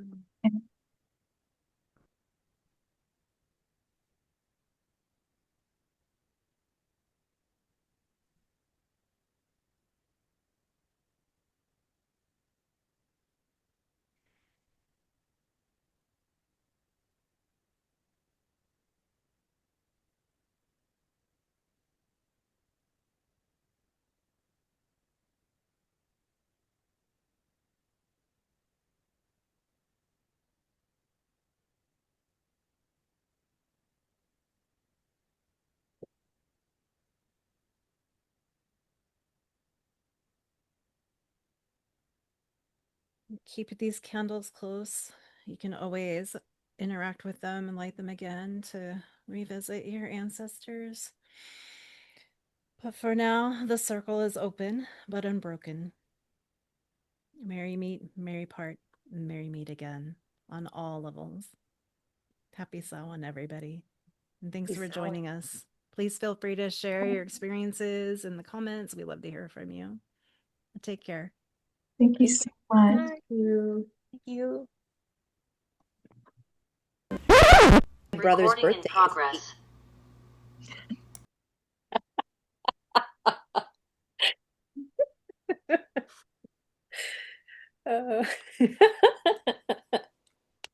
Okay, I'll just edit that. Wait, who's intro? Intro?